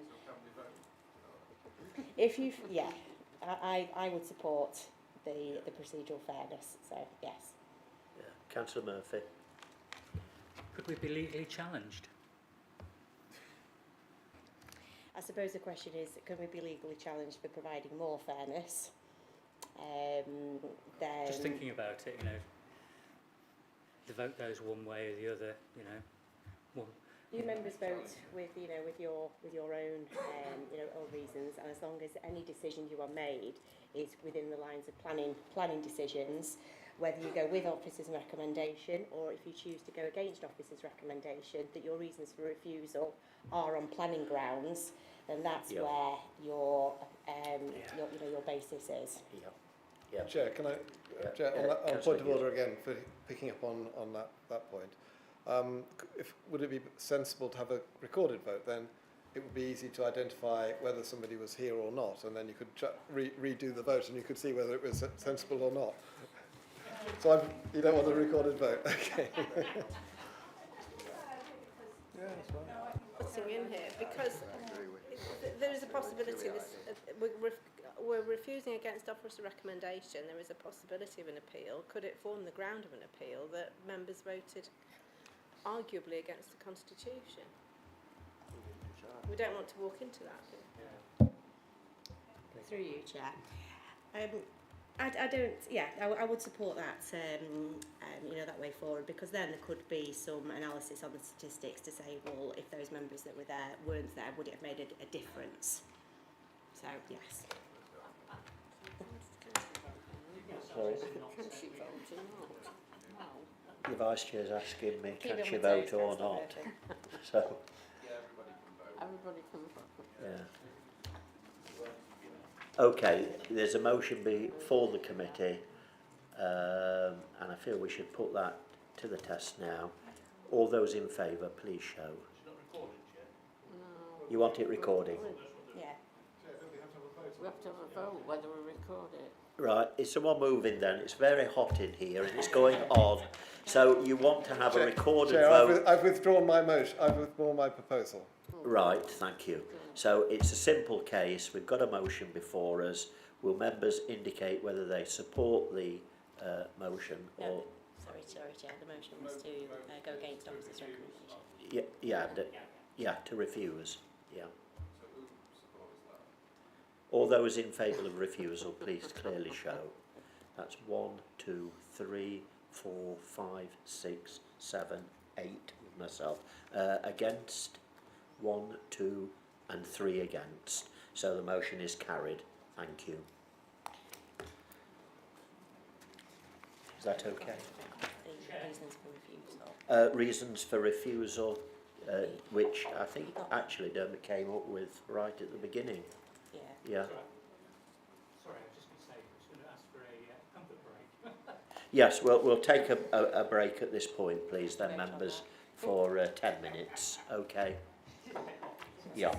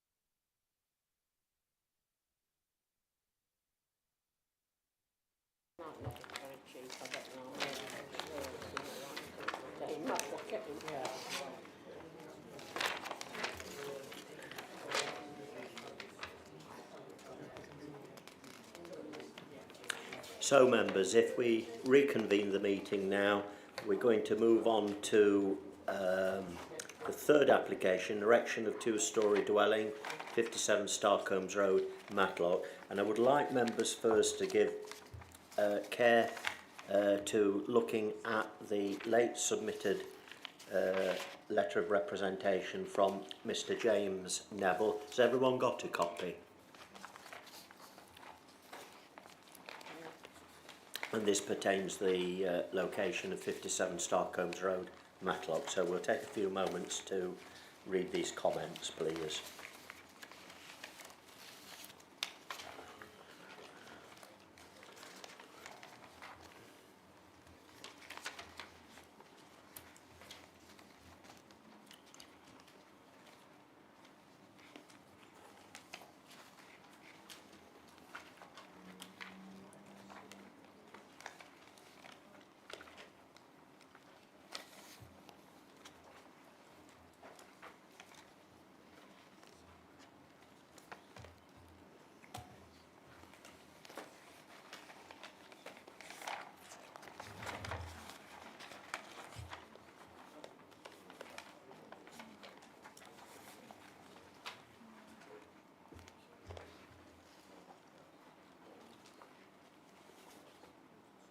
Do you know who's taking this one? Because it was asked with planning. Do you know who's doing it? So I asked him. Please, Who's doing this one?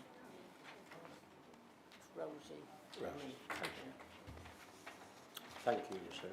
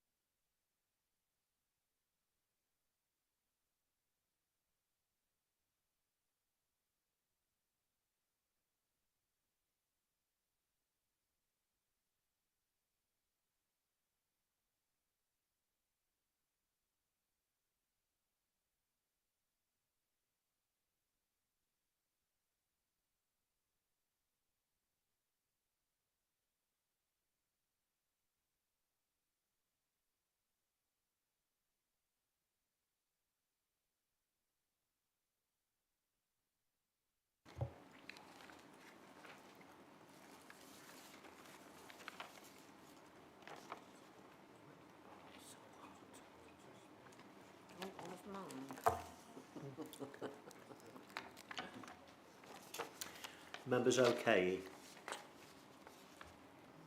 So can I invite then at this point, we have one representation, a local resident, Simon Edwards, is it? Simon? And you have 3 minutes to address the planning committee. Thank you. Thank you, Chair. Thank you, committee. I've been asked to speak on behalf of my neighbours on Pump Close. For information, the postal address is Starkholms Road, but the houses are the proposed houses on Pump Close, which is quite a small restricted road with no turning head at the end of it, and large vehicles going into it have to reverse out. In addition to the planning objections raised by others, which we concur with, we would like the committee to consider within its decision the amenity issues likely to be caused by this development if it should take place. Residents have experience of this developer's methods and practices. The same developer built houses at the end of Pump Close, which is now known as Spring Close. When the houses on Spring Close were given permission, the authority quite rightly put in place conditions to protect the amenity and safety of neighbours. These included a condition that a parking area should be constructed before any other construction commenced, and a condition that the road junction improvement should be completed before occupations. In both cases, the developer failed to comply with the conditions. When these matters were raised, council officers agreed that the actions were breaches, but did not enforce against the developer, saying such action would not be in the public interest. The developer noted the laissez-faire approach and was encouraged to continue its lax standards. The builder frequently worked outside consented hours, and when challenged on this, the council sought assurances that it would not reoccur. But it did, time and again, starting before 7 a.m. and into Saturday afternoons. The latest development is of a smaller scale, but this brings with it more challenges. There is no area for parking large vehicles or for storing materials. There is no turning space, and the temptation to turn on a private drive will be great. The developer promised to make good the surface of Pump Close and failed to do so adequately. A new development will create further damage to a cracked road, which is unadopted, and we think it unlikely that effective repairs will ever be made. The developer failed to provide a wearing course to Spring Close in a timely manner, leading to flooding of garages on Pump Close. And finally, this development is hard up against a neighbour's land and cannot be constructed without scaffolding and material being placed on that land. Residents do not believe that the contractor will adequately reinstate third-party land after the scaffold is struck. This committee can have no confidence that any conditions placed on any permission will be enforced to protect residents. Allowing such a cramped infill will encourage similar unappealing developments in the district. We ask the committee to add these considerations to the planning matters which weigh heavily against the application and to refuse it. Thank you. Thank you very much. So I'll invite the case officer, who I understand is Rosie Dinnan, on this application. Rosie. Thank you, Chair. So the application we have before us is for a two-storey dwelling at 57 Starkholms Road in Matlock. Here's the location of the site. It forms the garden area of 57 Starkholms Road and is occupied by a single-storey garage. There's some photos in the agenda item just to remind members of the location and the characteristics. The site is actually accessed though from Pump Close. We're in a residential area of Matlock here where the principal development is accepted. So here's a site plan there showing its location adjacent to dwellings. You see Pump, it's just off Pump Close there. So it's for a two-storey, two-bed dwelling. Just put images on the screen. It's sort of got a gable end to the road. So this application originally came before, was due to come before council back in January, but was withdrawn prior to determination, so that the applicant could do some further work. And members may also remember that we had a previous application on this site which was refused at Planning Committee in June last year. So in the revised design since the refusal last year, the applicant has made some attempts to reduce those reasons for refusal. So the revised scheme here does have a reduced height and width than the previous dwelling that was proposed. So the report outlines all the consultations. There doesn't seem to be any objections from any particular consultees. Highways have raised no objections. And in terms of planning considerations, the principal development is acceptable because we are in Matlock, with it well within settlement boundaries. However, we do have design concerns that the proposed development represents overdevelopment of the site. The street scene of Pump Close is characterised by larger residential dwellings with a lot of space between them, so we think we're infilling a gap here, which would be overdevelopment, and its appearance and design would be incongruous with the rest of the street scene. We also have concerns about residential amenity. It has improved slightly on the previous scheme, but we've still got some windows which we're concerned about would overlook neighbouring dwellings, and just about the proximity of this dwelling to the other dwellings in the street, that there'd be an overbearing effect and some loss of sunlight. So this reaches us to the same conclusions that we came to previously, that the application should be recommended for refusal for the reasons outlined in section 8 of the report. Thank you very much for outlining that, Rosie. So it's open now for questions. Councillor Hughes. Thank you, Chair. Two questions. First one is concerning whether there was any pre-planning advice given on this application. And the second question is, following on what Mr. Edwards said about space available for construction materials and turning space for construction vehicles, given the width of Plump Close, which is too narrow to enable a commercial vehicle to be stationary on that and for easy access to the properties beyond that.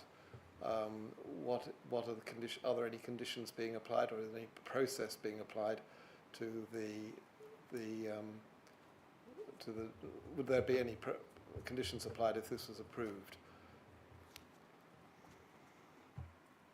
To answer your first question, I'm not aware that there was any pre-app advice between the applications. I think this came in sort of quite quickly from subsequently to the refusal. And in terms of construction, obviously that's something we need to consider, that if we were going to allow a dwelling on this site, how would the property be constructed, and whether we'd request there be a construction management plan. Often we wouldn't for smaller sites, but where the development is tight, you'd want to know how they'd come into the site and store materials and those sort of details. Did the applicant provide any such details?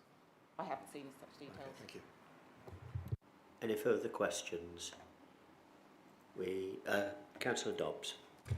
Just to clarify with the points that the previous speaker made, am I right in assuming that failure to adhere to conditions previously is not a material consideration for us to take on board? I understand that relates to a different site, so that can't have any bearing on a decision tonight. We have a recommendation before us. Is someone prepared to move and second?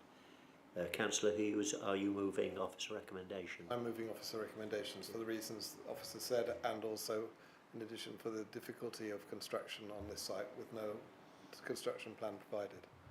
Councillor Murphy. I'm happy to second. Thank you. Thank you. That has been moved and seconded as outlined in the officer report for the reasons. All those in favour? Sorry, yes?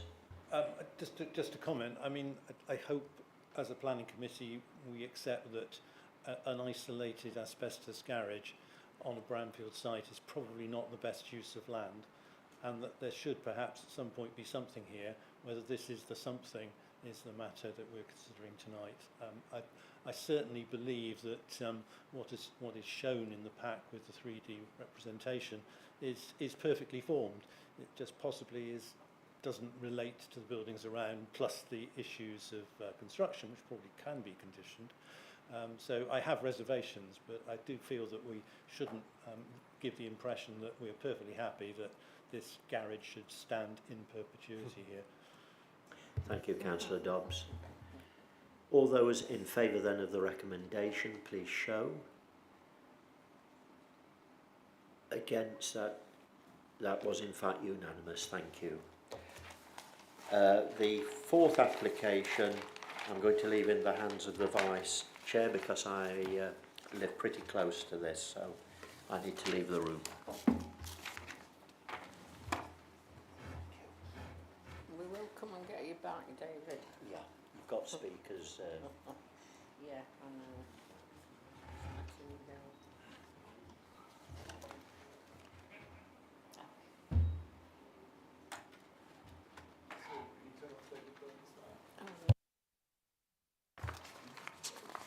So we move on to application 25/00557 out land to the east of Wheatley Road, Two Dales, Derbyshire. That starts on page 53 of your report. We do have two speakers. We've got no late reps, but we do have two speakers. So if I could call on Councillor Dave Wheeler on behalf of Darlydale Town Council. And you have 3 minutes.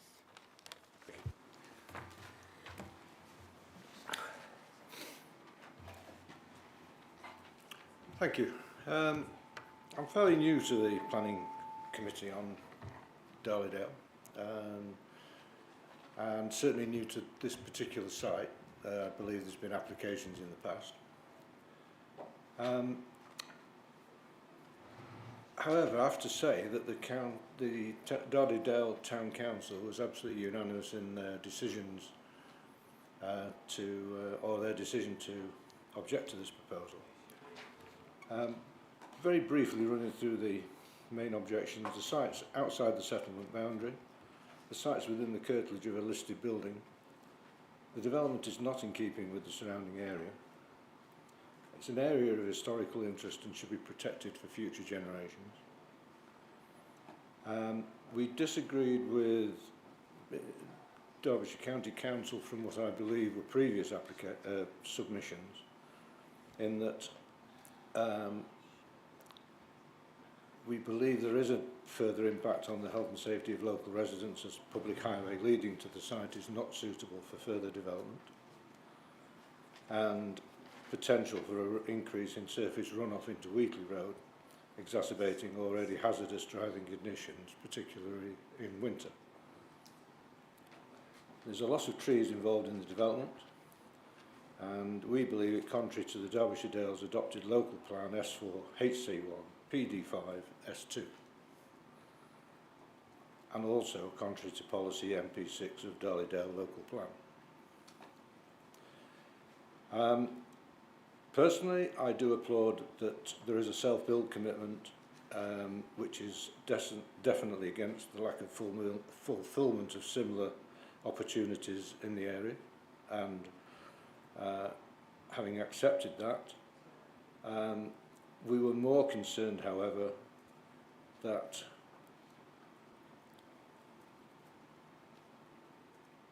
the application really failed to demonstrate elevation's location plan, and so as such we found it very difficult to evaluate anyway. But given the previous difficulties with the site, and I think most of those are in keeping with the comments made by Derbyshire Dales District Council Committee, we feel quite strongly that we need to object to this proposal. Thank you. Thank you very much. Well timed. Could I now call Crowena Dimmond? I do apologise if I've mispronounced your name. Thank you. Crowena is a local resident to speak against the application. You have 3 minutes. Thank you very much. Yes, it is Crowena Diamond, but that's okay. It's often wrong, don't worry. So thank you very much for the opportunity to come and speak about this application tonight for a self-built dwelling house on land off Wheatley Road, which is right next door to our home. In fact, it's within metres of it because we live in Wheatley Grange, formerly known as the Bungalow, which sits at the top of Wheatley Road. So to be clear from the outset, my husband and I, and if my daughter could, she would object to this latest application. There have been 3 previous applications for dwelling houses on this site in 2017, 2022 and 2024, and all were refused. 2 of those applications, including the one in 2024, went to appeal, and the planning inspector agreed with this committee's decision and dismissed the appeal. The applications in 2022 and 2024 were from the same applicant as has made this application in 25. Well, why does that matter? Well, in 2022 and 2024, the applicant could have applied for one self-build dwelling house on those applications. They could have also taken the opportunity to redevelop the bungalow at Wheatley Grange, because for 2 years they owned the property themselves before selling it to us and a small part of the field which we now own. Of course, I understand you can't assess the applicant's motives, and you need to assess this proposal based on its merits within the planning policy framework. So on that basis, I'd like to highlight. We believe that the application is contrary to the spirit and intent of the Derbyshire Dales local plan and the Darby Dale neighbourhood plan. Any development on the site would be outside the settlement boundary and would lessen the distinction between the layout of our steep slopes and our valley floor. It would reduce the significant gap between Wheatley Grange and Andorra to the south. It would lessen the clear distinction between the built-up part of Two Dales and our open countryside. Any development there would be visible through any expanded access road, but also from neighbouring properties, including our own, and we personally would lose a lot of privacy and enjoyment and amenity value in our home. We think that open countryside matters, and that to develop this field would significantly harm the character of Two Dales. And we're not alone. I've counted up the number of representations from the community, residents' associations and the Town Council for all 4 dwelling house applications on this site, and there have been 70 letters of representation against the proposals about dwelling houses. If we include the 2 mushroom farm applications, there have been over 100 letters of representation from the community objecting to development on this field. So as a resident and as a part of the Darlydale community, I feel passionately that this land should be left as open countryside and that Wheatley Road should continue to serve as the settlement boundary to this part of Darlydale. So I encourage you please to refuse this application. Thank you. Thank you very much for keeping to the time. Much appreciated. Can I turn to the office, please? Chelsea Johnson, who's going to take us through the application, please. Yeah, thank you, Chair. So this application is for outline planning permission with all matters reserved except for access for the erection of a self-build house. And just in response to the parish council, the layout, scale, appearance and landscaping of the development would all therefore be subject to future reserved matters applications should permission be granted, and such details would be provided at this stage. The site would be accessed via the existing access point of Wheatley Road. And just in terms of the site location, so it's located, as you can see on the screen, on the eastern side of Wheatley Road, and is located outside of the defined settlement boundary. The site currently comprises agricultural land and is currently used for grazing. Members may all be familiar with the site as there has been previous attempts to develop the land, all which have been refused. And two of the applications have also been dismissed at appeal, with the latest decision issued only in March this year. Due to the council's lack of housing land supply, policy S4 and HC1 allows for residential development on sites on the edge of first, second and third tier settlements. So the principle of development is acceptable in principle. However, this is subject to assessment against the other relevant local plan policies. And following assessment of the application, officers conclude that development in this location would adversely impact on the real character of the area and the local landscape, and conflict with the local and neighbourhood plan policies. And therefore a recommendation is put forward on this basis. And this decision or recommendation is consistent with the planning history outlined and the recent appeal decisions. Thank you. Do we have any questions from members, please? No? Councillor G. Yeah, you've just touched on because I know the question of the existing adopted plan has been used, and you brought this up because obviously we're in the process of completely changing the local plan, and we've got new housing targets within it. So is it safe, are we safe here to, I mean, we're likely to have some new sites proposed within the local plan in settlements such as around Darlydale and Matlock and other towns. So how are we going to fit in? I mean, is there any weight in our adopted plan in terms of refusing such applications? Because we're going to have a difficulty in finding sites in the call for sites that's currently actually happening. Is there any risk that we're putting the council to on this? Well, to kind of answer your question a bit back to front, the emerging local plan is at such an early stage in the process, so we wouldn't be giving it any weight at this stage. So yeah, at this point the adopted local plan is the key consideration in the assessment of this application. Are there any more questions from members? If not, then we'll go to debate. We have a Sorry, we have a recommendation for refusal based on the reasons set out in section 8 of the report. Would anybody like to propose? I'll move officers' report. Okay, thank you. Does that find a seconder? Councillor Peacock, thank you. Would you like to speak, Councillor Slack, Councillor Peacock? No, it's straightforward. I think this has been several times, hasn't it, now? So, yeah. So I agree with the officer entirely. Councillor Dobbs. I was going to second it, but no, I don't wish to speak, no. Would you like to speak then in the debate?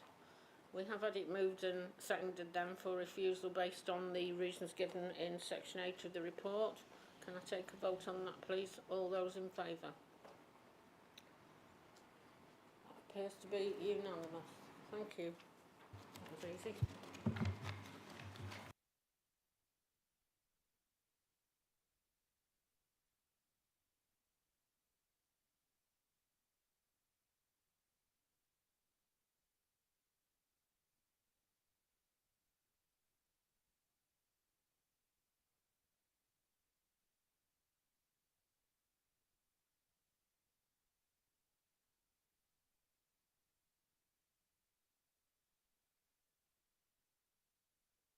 Well, half-past 8 is needed. Right. It's only when you come back into the chamber you realise how hot it is in here. We need a motion, please, to extend the meeting. Thank you, Councillor Murphy, Councillor Dobbs. All those in favour that we extend the meeting by, what is it, half an hour, 30 minutes?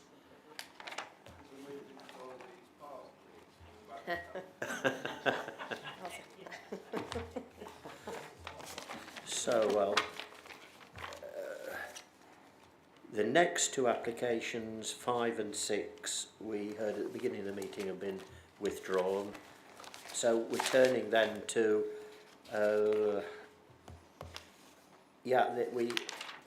we visited this before we went to Wiksworth, didn't we? Which is application outline planning, erection of 2 dwellings with approval being sought for access at land to west side of Darby Lane, Ednaston. Now, we've got a representation from the agent of the applicant, so he's patiently sat through the meeting, so please members, if you would look with care at his comments. Unfortunately, he wasn't able to directly address the meeting tonight because he was out of time and we couldn't allow it. Yep. Make an exception. It's difficult because there were other people wishing. If it had been just the one, I think we could have done. Having said that, it just seems ironic that we read it when the gentleman could have directly. Councillor G. I think. We won't tell anybody. I mean, I'm sympathetic to that. Are other members sympathetic that we allow on this? Please then.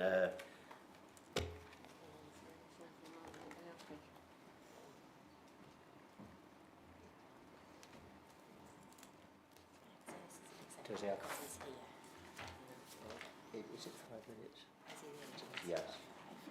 Yeah. So you have got 5 minutes.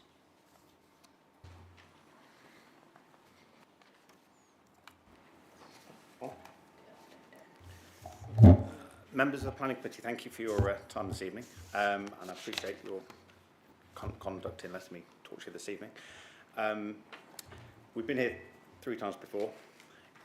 Each time we've listened, we've taken action, and we've changed the application to better it for your consideration. That being, the first time we were here, the scale of the application was of concern.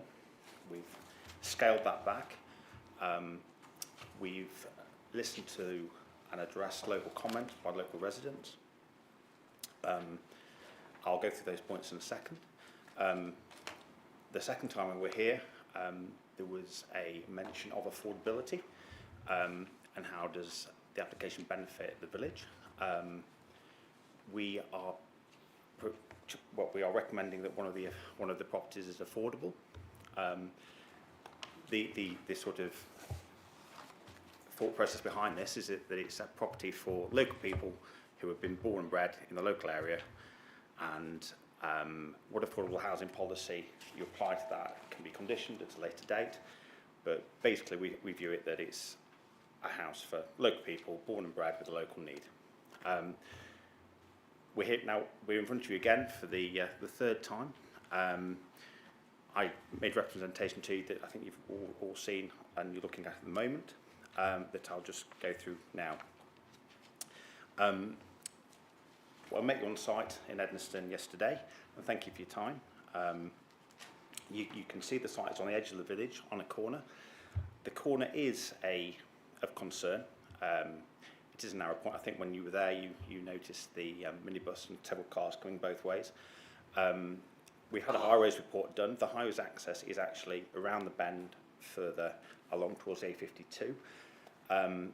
Judging on comments made by locals and in some of the officers' consultations, it is envisaged that we take the roadside hedge out, so that increase visibility as you go around the bend. It is also envisaged that we put a pedestrian gate now on the corner so that people don't have to walk around that bad bend. You can go in, walk across the frontage, and then come out at the other side. These were all recommendations. The Highways Authority did say there was no objections, but they did highlight these as comments. So hopefully we've now addressed those. If we move on to trees and landscape, there is no intention to move any trees on site. We plan to keep the trees on site. We plan to plant trees to the rear of the development to blend it into its surroundings. Where a hedgerow is recommended to be removed at the front, that can be compensated for through BNG or planting on site. It is proposed that any BNG is done off-site on the land as alternative land adjacent or adjoining where we are. There was an issue with the ecology officer's matrix. We've now resolved that. So we sent this to the local authority, and I hope they've had a chance to see that now the matrix now shows a positive BNG as per the requirements. There is a public footpath crossing the land. Doesn't go anywhere near that and does not hinder that. Some of the public comments from villagers and people who made representations touch on scale. As I referred to a minute ago, we have been here 2 or 3 times before, and we've listened to the members, reduced the scale, and reduced it to, we hope, what will be a scheme that is acceptable. The location is on the edge of the village. It's on a bad bend that can't be farmed. I think as you saw, it was all overgrown, and it does actually form part of an old access way to the field. The agricultural access is actually down the road near the A52, so that will not affect the farmability of the land. So it does make use for a bad corner that can't be farmed in a modern way with large-scale agricultural equipment. The access that has been proposed is further around the bend, as per the plans you've seen, and that obviously a qualified highways engineer has signed that off, and highways have confirmed that's okay. There has been comment on the road that it floods. It doesn't. It is actually in a flood zone 1. What does happen is, through the camber of the road, in any heavy rainfall, there is standing water, and I did show you photos of that, I think, in one of the emails I sent over, but that's soon gone. There is a big drain there, and I think the lack of the maintenance of the drain on the public highway probably contributes to that flooding. There is a 60... okay, I'm afraid your time is... Okay. Yeah. Thank you. Thank you for your patience. I'm going to call upon the development management team leader, and that's Rosie. Thank you, Chair. Your report. This planning application is outline planning application for the erection of 2 dwellings. It's outlined. The only thing that they're seeking approval of is access. So all other matters, appearance, layout, scale and landscaping would be reserved. So I visited the site yesterday, but I know that you've been there previously with the 3 previous applications that have been for the site. So as you saw, it's an arable field on the edge of Ednaston. Ednaston is a 5th tier settlement, so it's not got a settlement boundary, so this is classified as countryside. And within 5th tier settlements, only limited infilling and consolidation is acceptable. So we've got an application here for 2 dwellings, and it's purported that one of those would be affordable. The main difference between this and previous applications you had is the red line has been reduced and the plot sizes have been reduced. So the main considerations here are the principle, whether that would be acceptable, but it's not. Ednaston is a 5th tier village, which doesn't have a settlement boundary, so it is countryside. So to develop here would be contrary to the spatial strategy, which pushes development to our more sustainable towns and villages. And notwithstanding that we don't have a 5-year housing land supply at the moment, we still apply the spatial strategy to put houses in the most sustainable locations. The affordable housing unit, we've been told it will be affordable housing, but there's been no justification as to how this would be affordable. We have a residential exception policy, HC5, and that clearly states that there needs to be housing needs survey done to support that. And also one of the key considerations is that there's access to local facilities and services, which clearly there aren't from this site. So we'd want evidence of need. We'd also want a housing association to manage. I'm doubtful they'd manage one unit on its own. Yeah, we haven't been told what type of affordable housing this is. Ideally, we'd want social rent or affordable rent, and we'd want that secured via Section 106. So along with the concern about the principle of it, we also have concerns that it's harmful to the landscape. And there's also the point about hedge removal, which our landscape and tree officer has concerns about, and there's a conflict there with highways saying that it needs to be removed for visibility displays. Biodiversity net gain, there's a 10% requirement. We received an updated metric just today, and that is going to be, we've been told that's to be off-site, so we need to secure that via Section 106. So our recommendation is one of refusal on the basis set out in Section 8, that it's an unwarranted intrusion form of residential development in a countryside location, and it's contrary to the character and identity of the local area. Thank you very much.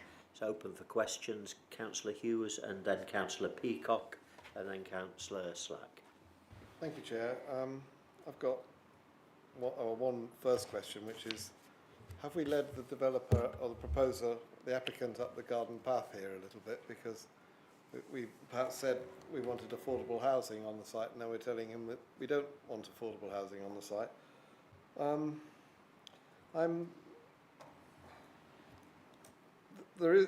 I can see from the satellite or the picture that the land isn't really suitable for agricultural use, that particular corner, a part of it.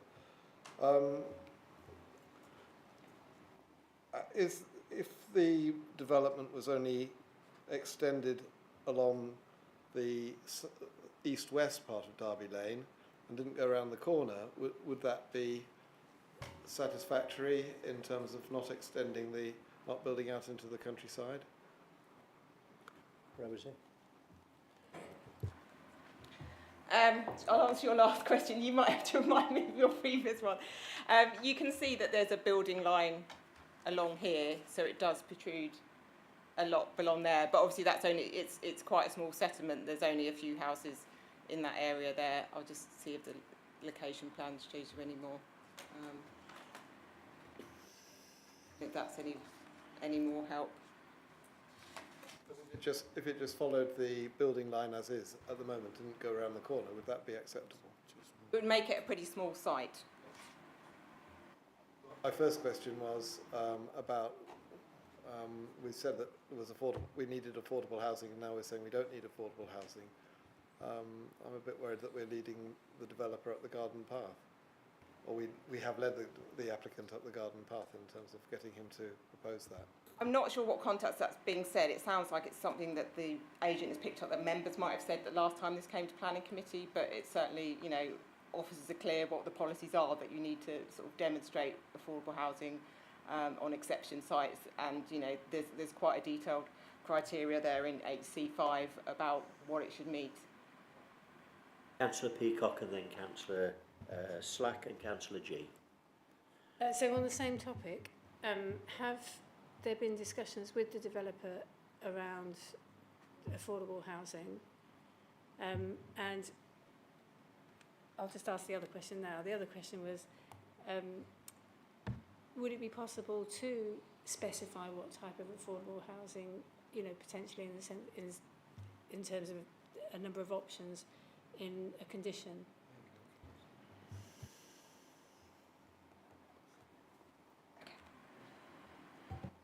Yeah, I can chip in there. So the affordable housing issue comes up because obviously generally it's not acceptable to put dwellings in the open countryside, but as with a number of councils, Derbyshire Dales has policy HC5, which says in exceptional circumstances planning permission will be granted for affordable housing on sites that would not normally be released for housing development subject to the following. And then there's a list of criteria, and one of them is that the council is satisfied that the development is of a size, type and tenure which can be justified by evidence of need from a local housing needs survey, which cannot be readily met elsewhere in the locality. A housing needs survey is a technical document that needs to be submitted with the application in support of the application to demonstrate the local need and what type of need. And to my knowledge, no such document has been submitted in support of this application. So that's a fundamental bar that the application would need to achieve in order to meet that policy requirement. It may be that it is possible to meet it, but that hasn't been submitted with this application. Nor has any information on exactly the type of affordable housing this would be. If it were to be affordable housing, that would need to be secured through a Section 106 agreement, not through a planning condition. Planning condition wouldn't be robust enough to ensure it would be affordable in perpetuity. I'm sorry, it's a bit of a roundabout answer to the question, but I just thought it's important to make the point that there's been no technical document submitted with this application, which is a policy requirement, that there must be a housing needs survey submitted if it's to be allowed under policy HC5. Do you wish to ask anything else, Lucy? No, I've got some comments that can wait. Yeah, thank you. Councillor Slack, Peter. Thank you, Chair. It used to be that affordable housing you could build affordable housing outside the settlement boundary. I know it's only a small village and it hasn't a proper settlement boundary, but that used to be the case. You could build affordable housing outside the settlement boundary. It's only outline planning permission at the moment, so it could be discussed and refused if we don't get the right response to affordable housing. So I can't see a great problem. I mean, we've all got to make sacrifices to build more houses. We all know that. So we've got to go outside the settlement boundary to build more houses. So it'll apply to little villages as it will the towns and other areas. So I think we should look seriously at this, really, and discuss it with the occupant as at the moment it's only outline planning mission. It can be refused, can't it, if we don't get the right response. So I think we should work further at this, personally. Thank you, Chair. Councillor G.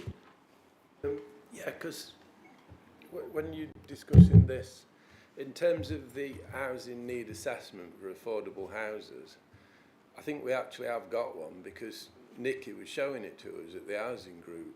And I think we're actually paying a consultant to go and look for some land for exception sites in particular places like this, because that's one of the policies in the emerging plan, to try and encourage this type of thing. Now, I sometimes think small developments are discriminated against because we're obsessed with finding housing associations who want to build 20 or 40 affordable houses and make an exception site.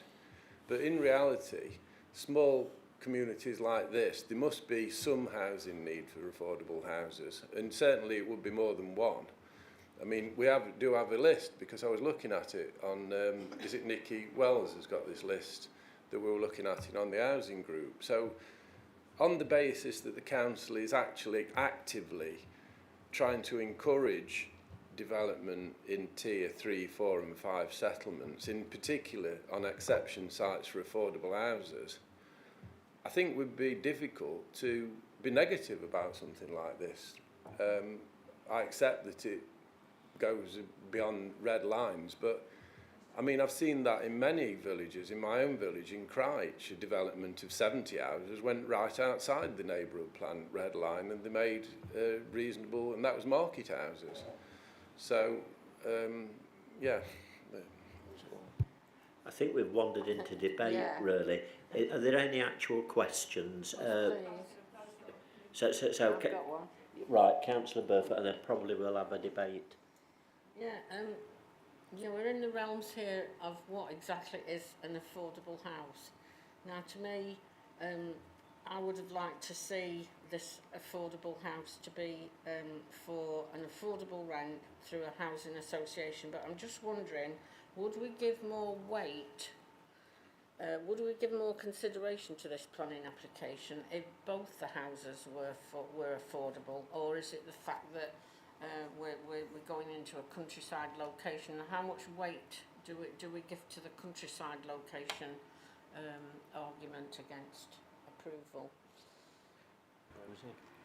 So policy 8C5, which we've just been discussing, that allows you to develop in the countryside. So yeah, Councillor Slack was right. We do permit rural exception sites, and that's what that policy is all about. But we accept on some locations that we have to go beyond the settlement boundaries, albeit we discovered that this hasn't got a settlement boundary, but if it would, you'd say it was the house next door. So just to come back about, you know, I imagine the argument will be that it wouldn't be financially viable to have both these houses for social rent. Has that been put to the applicant or not? We haven't been provided with any details of what they mean by affordable housing. You're right, the MPPF, it's an umbrella term for all sorts of housing, and it includes social rent, affordable rent, and discount market sale or shared ownership. So, you know, they're the sort of things that help first-time buyers, but they don't help people on the housing register who are most in need. I suppose what I'm saying, if I may come back, Chair, is that, you know, we might consider it differently if they were both affordable houses. Thank you. Any further questions? Councillor G, Leah's Councillor G, and somebody over Councillor Hughes. Mine's not a question, I'd just like to make a vote. Well, we've got a motion. It's either for or against, but I'm at the point still taking questions, Gareth. Oh, we have actually already proposed. Sorry? We're still asking questions. Councillor Lee is... Thank you, Chair. Yes, it's a very difficult one, this, but I know it's nothing to do with this application, but by having this new entrance further down the lane, does it, or can we impose any conditions at this stage regarding any future development in this piece of land? Can you respond to that, Chris or Rosie?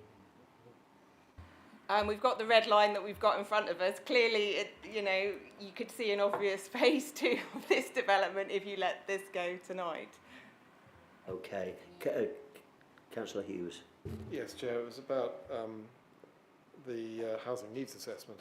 I understand housing needs assessments are drawn pretty widely, and if you look at the way in which the houses are assigned by housing associations, for example, houses in Tansley, in a housing association would be available to people living in Matlock as well as Tansley.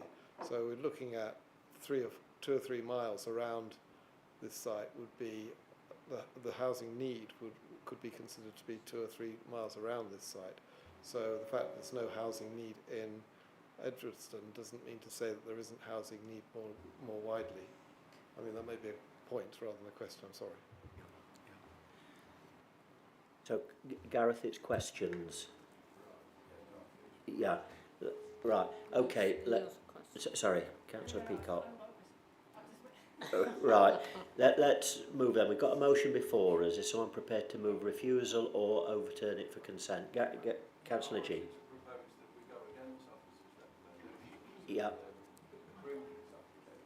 I'd like to propose that we go against officers' recommendations and approve this application. Is that coherent? Yes. Does that make sense? Does that find a seconder, Councillor Peacock? Well, sort of. What I was going to Just a moment. I was going to propose that we move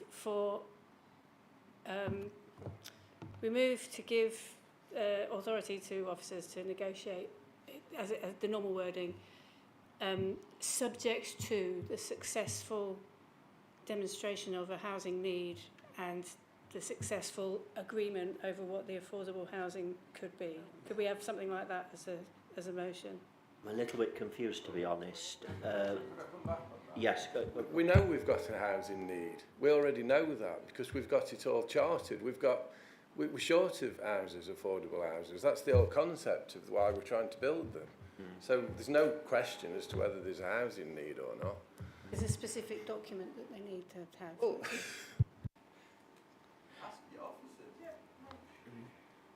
Does Gareth's motion find a seconder first? Chris wants to say Right. something.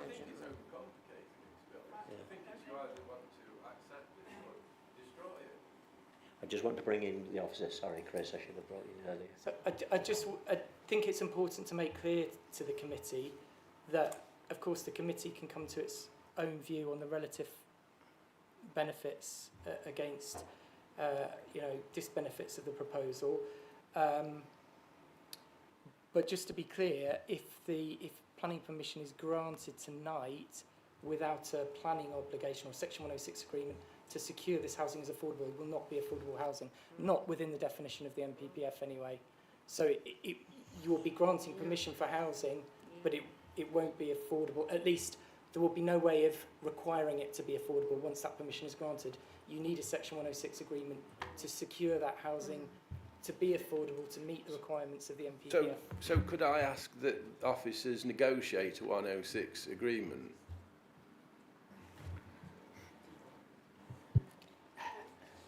Through you, that you certainly can. It will be dependent on whether the applicant is then willing to enter into such an agreement. I'll amend it. So I'd like to propose that we ask officers to negotiate a 106 agreement, and on that, with that in place, this application could be approved. I think we need to be a bit more specific, because I think ideally we're looking for 2 units for social or local need housing. No, one's fine. One's already. Right, but rather than the applicant end up with nothing, is there no means of using this as a mechanism to perhaps get him to talk with our housing people and other relevant officers? Yeah, sorry, it's Councillor Peacock and then you, Stuart. Councillor Peacock. Well, do we not have a motion? Do we have a motion or not? No one has yet seconded Councillor G's. Well, yeah. Sorry. Do you need to make it? I'd just like to point out, Chair, that we've got at least 3 developments a mile up the road in Brailsford that's all got affordable housing. True, absolutely true. Yeah. Very good point. Yeah. Yes, absolutely, sir. Well, only to say that I think we'd be very unwise to go against officer recommendation on this one. We'd be approving development in open countryside, clearly against our policies. Thank you, Sue. Councillor Boynton, John. I'm slightly unsure about this one, but what's putting me off, or rather making me look towards the officer's recommendation, is the emphasis on the ground that's being used not being suitable for farming. By the very nature of that plan there are 2 more areas created where I assume that it's not suitable for farming. So the next step will be further houses, and I accept that's not part of this planning, but with that extension of the driveway, it creates those 2 areas that lend it to the same principles as this. I think that's very wise. Thank you for those comments. So we need a fresh motion before the committee. Councillor Hughes. I propose officer recommendation. Is that fine? Seconded by Councillor Burfoot. Now, does anyone wish to speak to the motion? Councillor Slack.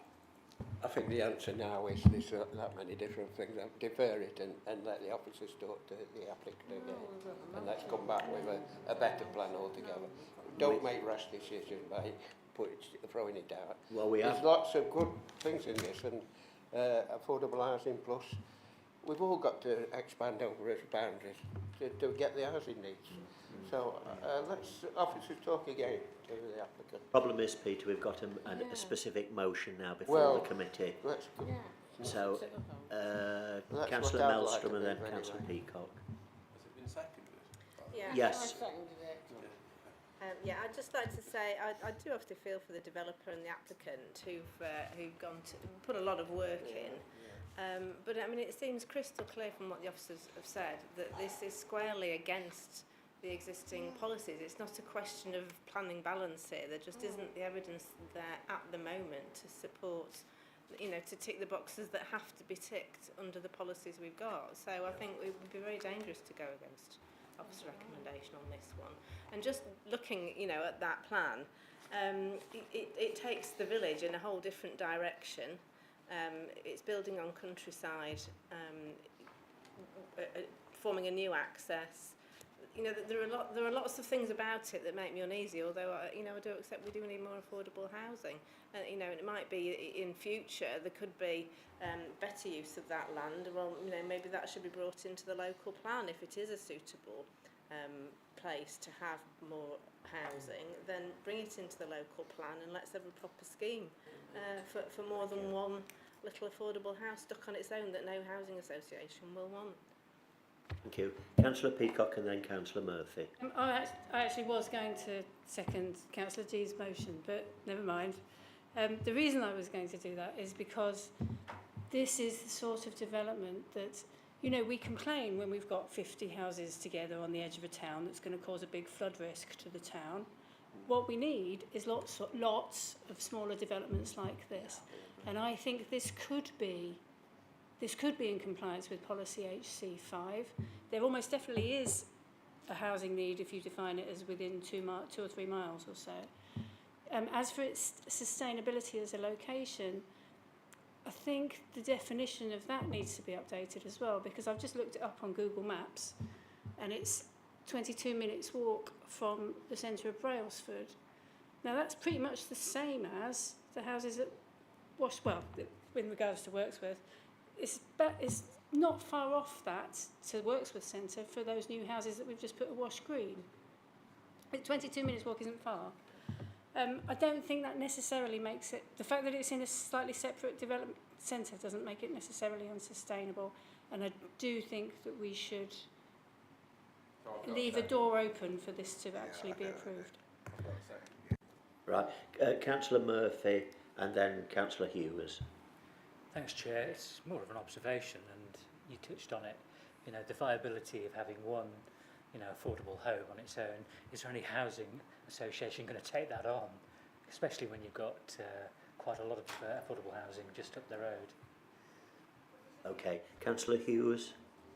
Thank you, Chair. I would say that if it's going to be affordable housing, it would need to come from the village, and it would be a village scheme that was brought forward with the so there would be cooperation with the village and the landowners to bring forward an affordable housing scheme that would then be managed by the village, and because it won't ever be taken over by a housing association, they just are not interested in such things. I think there are other issues with this. And I think Councillor Boynton made the point that it creates several more spaces that can't be farmed, and it then reduces the viability of that whole field.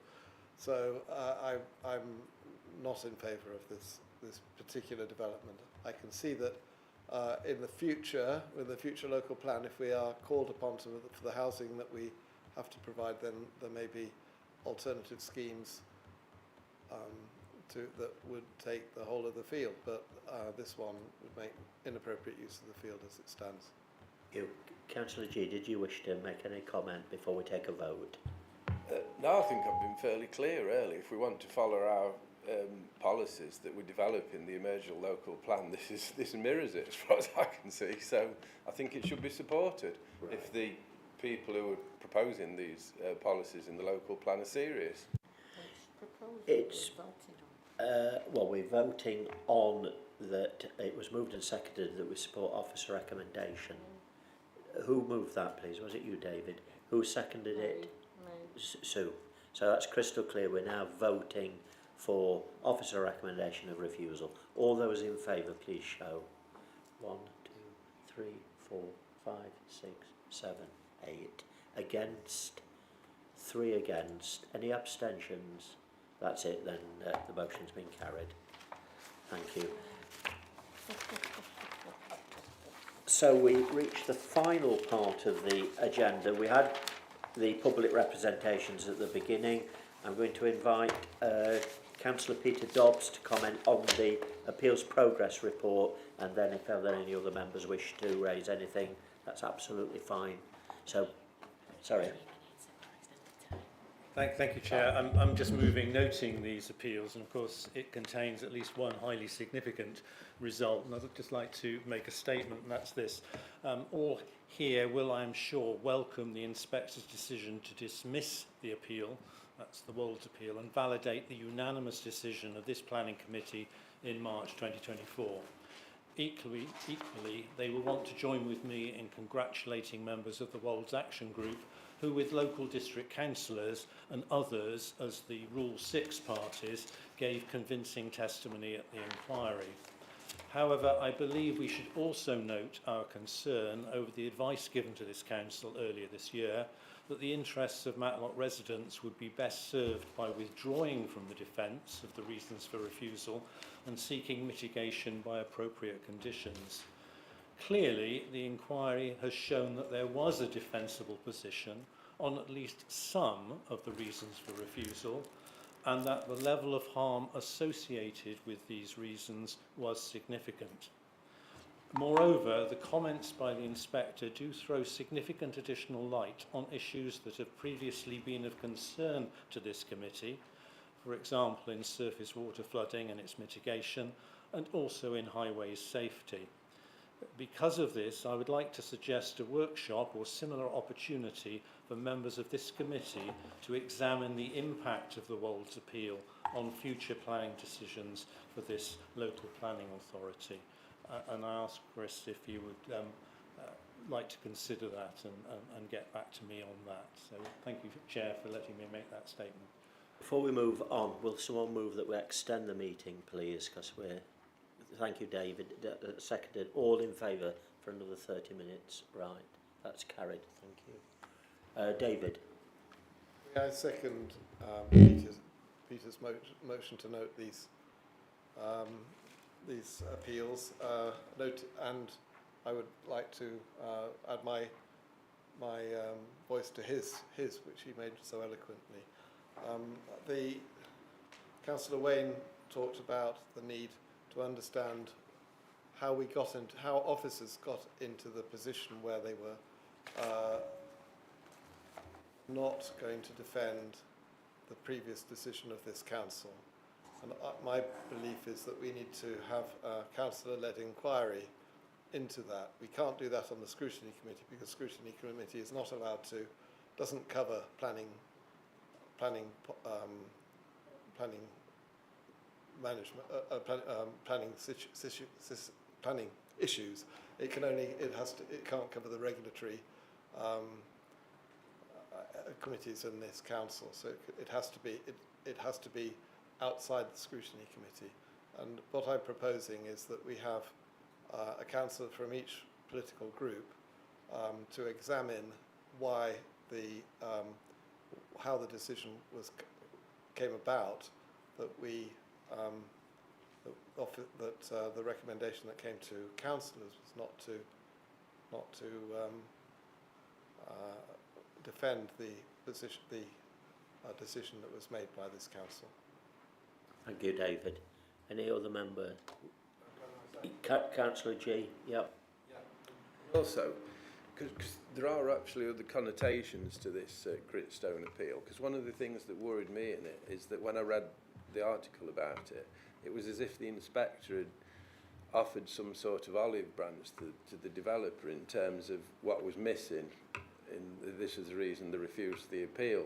I think they talked about the flood assessment and work done on all that. So what really worries me is that we haven't got any proper system in the emerging local plan to put proper protection across this land, because that land has obviously been put in as like a call for sites. We should have a proper process to take it back out again, because I know I've just had an email from Roger Shelley that this was developing in terms of the corridor between Darlydale and Matlock and across the back of Matlock. Are we actually going to move quickly enough to protect this land? And I agree with David that we definitely need an inquiry, and I agree with his proposal, so I could second that if you need somebody to second it. David? Thank you. I just wanted to say that the local plan committee will be reviewing all the sites that have been proposed, and those include the Wolds and several of the other sites that came from the previous local plan.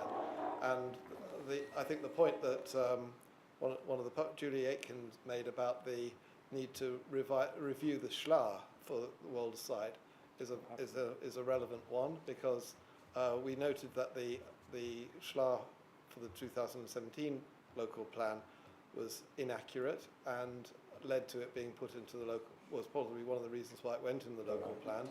And then we've now found out an awful lot more about that site than we knew before.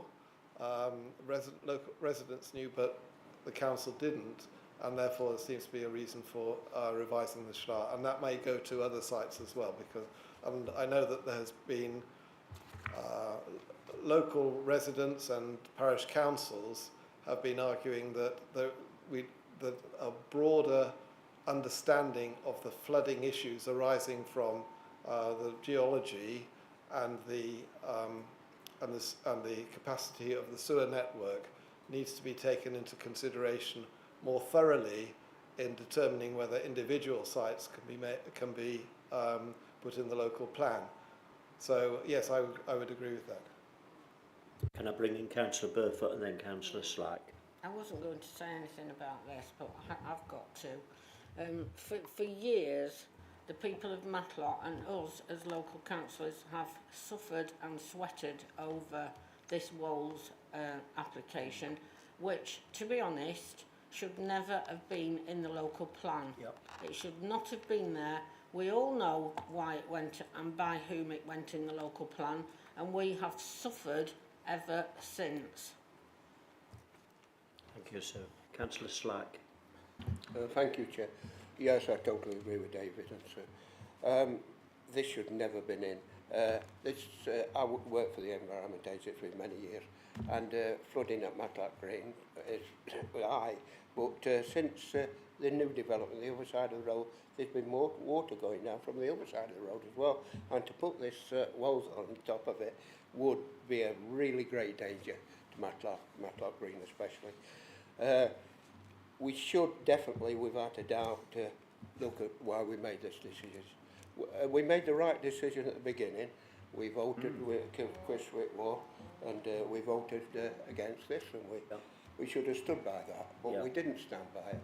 Well, because we were influenced by what we call professionals, and we weren't, and we were influenced by them people, and we went along with it when we shouldn't have. I can say that now, I shouldn't have gone along with that, but we did do, and the consequences, we made the wrong decision at that time. You're absolutely right, Peter. From my perspective, I'm not a professional, but we should have had the courage of our convictions. Yes. Because at that meeting at County Hall, it was unanimous. It was. But we should have stood by it. Councillor Burfoot and Gareth, do you wish to speak again? Well, just to say that I also want to put on record my thanks to the Wolds Action Group for their enormous amount of work that they put into this. I would also say, and I use the analogy when I'm trying to explain what was going on to people, I use the analogy, if you go with a legal question to a barrister and you pay a lot of money for that advice, how many amongst us here would say, no, not taking your advice, going my own way? And that was the position that we were in, and we were told if we went ahead and we lost, and remember, we've got no experts to back us up. We've got none, had we? None of them would appear and defend. They wouldn't do it. And if we then lost, we were talking about over £1 million of taxpayers' money. Now, that's the position that we were put in. And we can all look back and think we should have done what we thought was the right thing. But, you know, I think I'm right that it was a unanimous decision on that. At that meeting. Somebody might tell me I'm not correct about that, but I think I'm correct. We stood together and we made the decision. And looking back now, maybe we were wrongly advised, and that's why I think we need this inquiry to find out exactly how we ended up in that position. Councillor G. Could I question whether that was a unanimous decision? Because wasn't it a council meeting that was behind closed doors in a secret meeting we're talking about? The actual planning decision, Gareth, was taken at county Oh, right, hall. so I thought we were on chaired about the meeting. the bit that it was in January. No. The two councillors came late, Councillor Wyden and Councillor Walker came late. And I think it's a strong thing to say, but the bottom line is there's been a lot of heartache also for some individual councillors who were almost intimidated, you know, in having to be very, very careful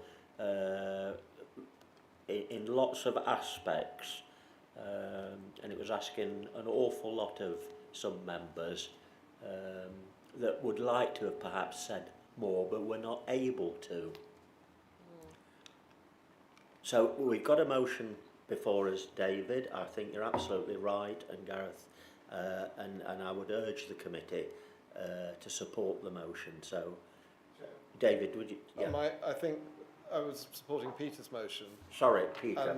And I think the idea of having an inquiry that should come to full council, and I'd be willing to bring that to full council with possibly Gareth, if you'd like to bring it with me. I'd be very happy to do that. Just before we go to the vote, I'm always very conscious. I have a great respect for Councillor Dobbs because, you know, what Peter's put together hasn't happened in 5 minutes. It's been very thoughtfully, very carefully been thought through. So thank you, Peter, because you are a good councillor. And I don't think we say that enough of each other. We're always good at pulling each other down and looking for the cracks. But Peter, I appreciate your contribution. Thank you, Chair. Can I just ask Chris, is a meeting or workshop going to be possible? I mean, we've agreed to a motion, but if it can't be exercised, then instead it's to no avail. These are events that obviously took place before me starting. I must confess to not knowing a huge amount about the detail about it. It does strike me that full council's motion might be the appropriate place to make a motion for some sort of formal investigation. You know, I can read the background to documents and so on, but I'm not sure how much light I'll, for example, be able to shed on decisions that were taken before my tenure. So I don't know. I suppose really I guess it's a question about what's the appropriate forum. I can completely understand the desire to look at this and to really interrogate what happened and to learn any lessons that need to be learned. I completely get that. I suppose I'm slightly unsure as to what's the right forum and process for doing that, and at the risk of passing the buck slightly, I might defer to the legal advisor as to some advice on that. Sorry if I just come back quickly. I mean, my reading of the inspector's report is that what we have hitherto done, and that is so very often we have an LLFA comment which basically is agree with conditions, and we have some conditions. and we're relying on the implementation of those conditions to be our security that this will be developed safely and there'll be no danger of flooding elsewhere. And the inspector's report kind of overturns that and says, no, it's got to be much more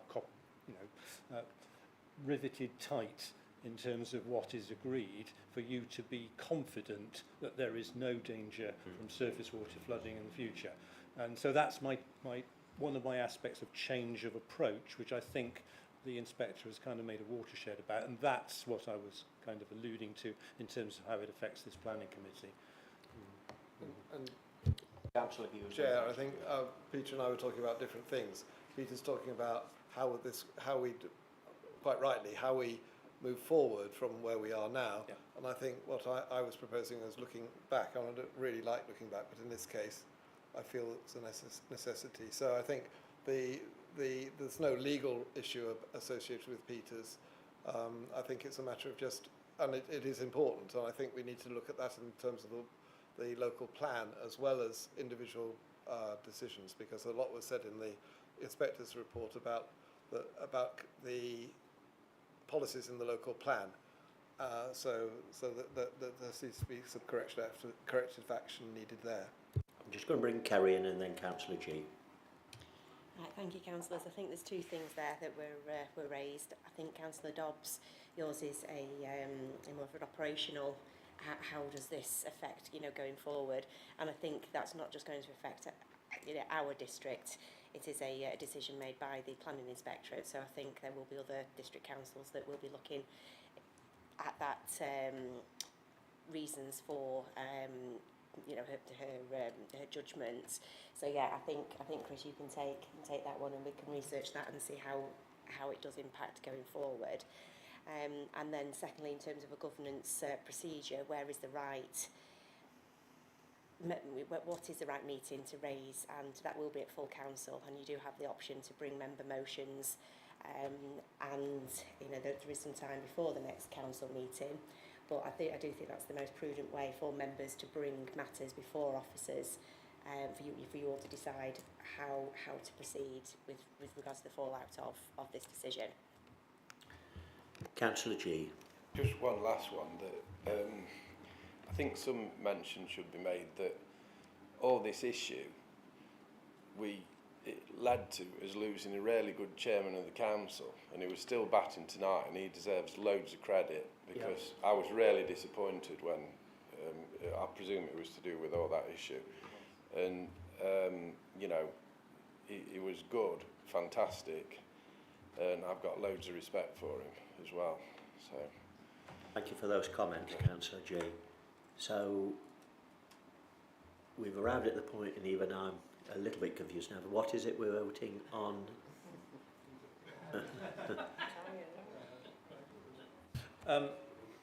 That which I read out, which I'll give the floor in a minute. I won't read it out again. It's just simply to reflect on what happened in the Wolds, thank those people in the Rule 6 parties who did so much, and to take on board the impact of those decisions, noting, of course, that, as I said in the middle, we would like to know quite why we were given that recommendation at some point in time. But in terms of this planning committee, it's how we take forward when we're given another decision about flooding. How do we take those? Oh, it'll be all right. As long as we adhere to these conditions, all will be fine. When in fact, local knowledge suggests that will not be the situation. So it's that kind of practical, operational, as Kerry said, point that my comment pertains to. Councillor Hughes. Bring up one other point. I mean, we had some planning, I call it training, but I think it's more like indoctrination earlier on. And in that it was made clear that residents only provided anecdotal evidence. They didn't provide evidence that you could rely upon to make a planning decision. That has been completely overturned by the planning inspector, and now any statement from local residents needs to be given the weight it deserves, not dismissed as anecdotal. And I would request that we write to those to trainers and tell them about this decision because they were peddling an indoctrination, not good planning. So thank you. Okay. Can I put this then now to the vote, and hopefully at full council it's going to be revisited, that there will be members that will be seeking to progress what Steve Wayne, when right at the beginning, you know, it was very straightforward and reasonable stuff. So all those in favour of what Peter's outlined to us, please show. And that is unanimous. Thank you. Thank you for your patience, and I conclude the meeting. Thank you.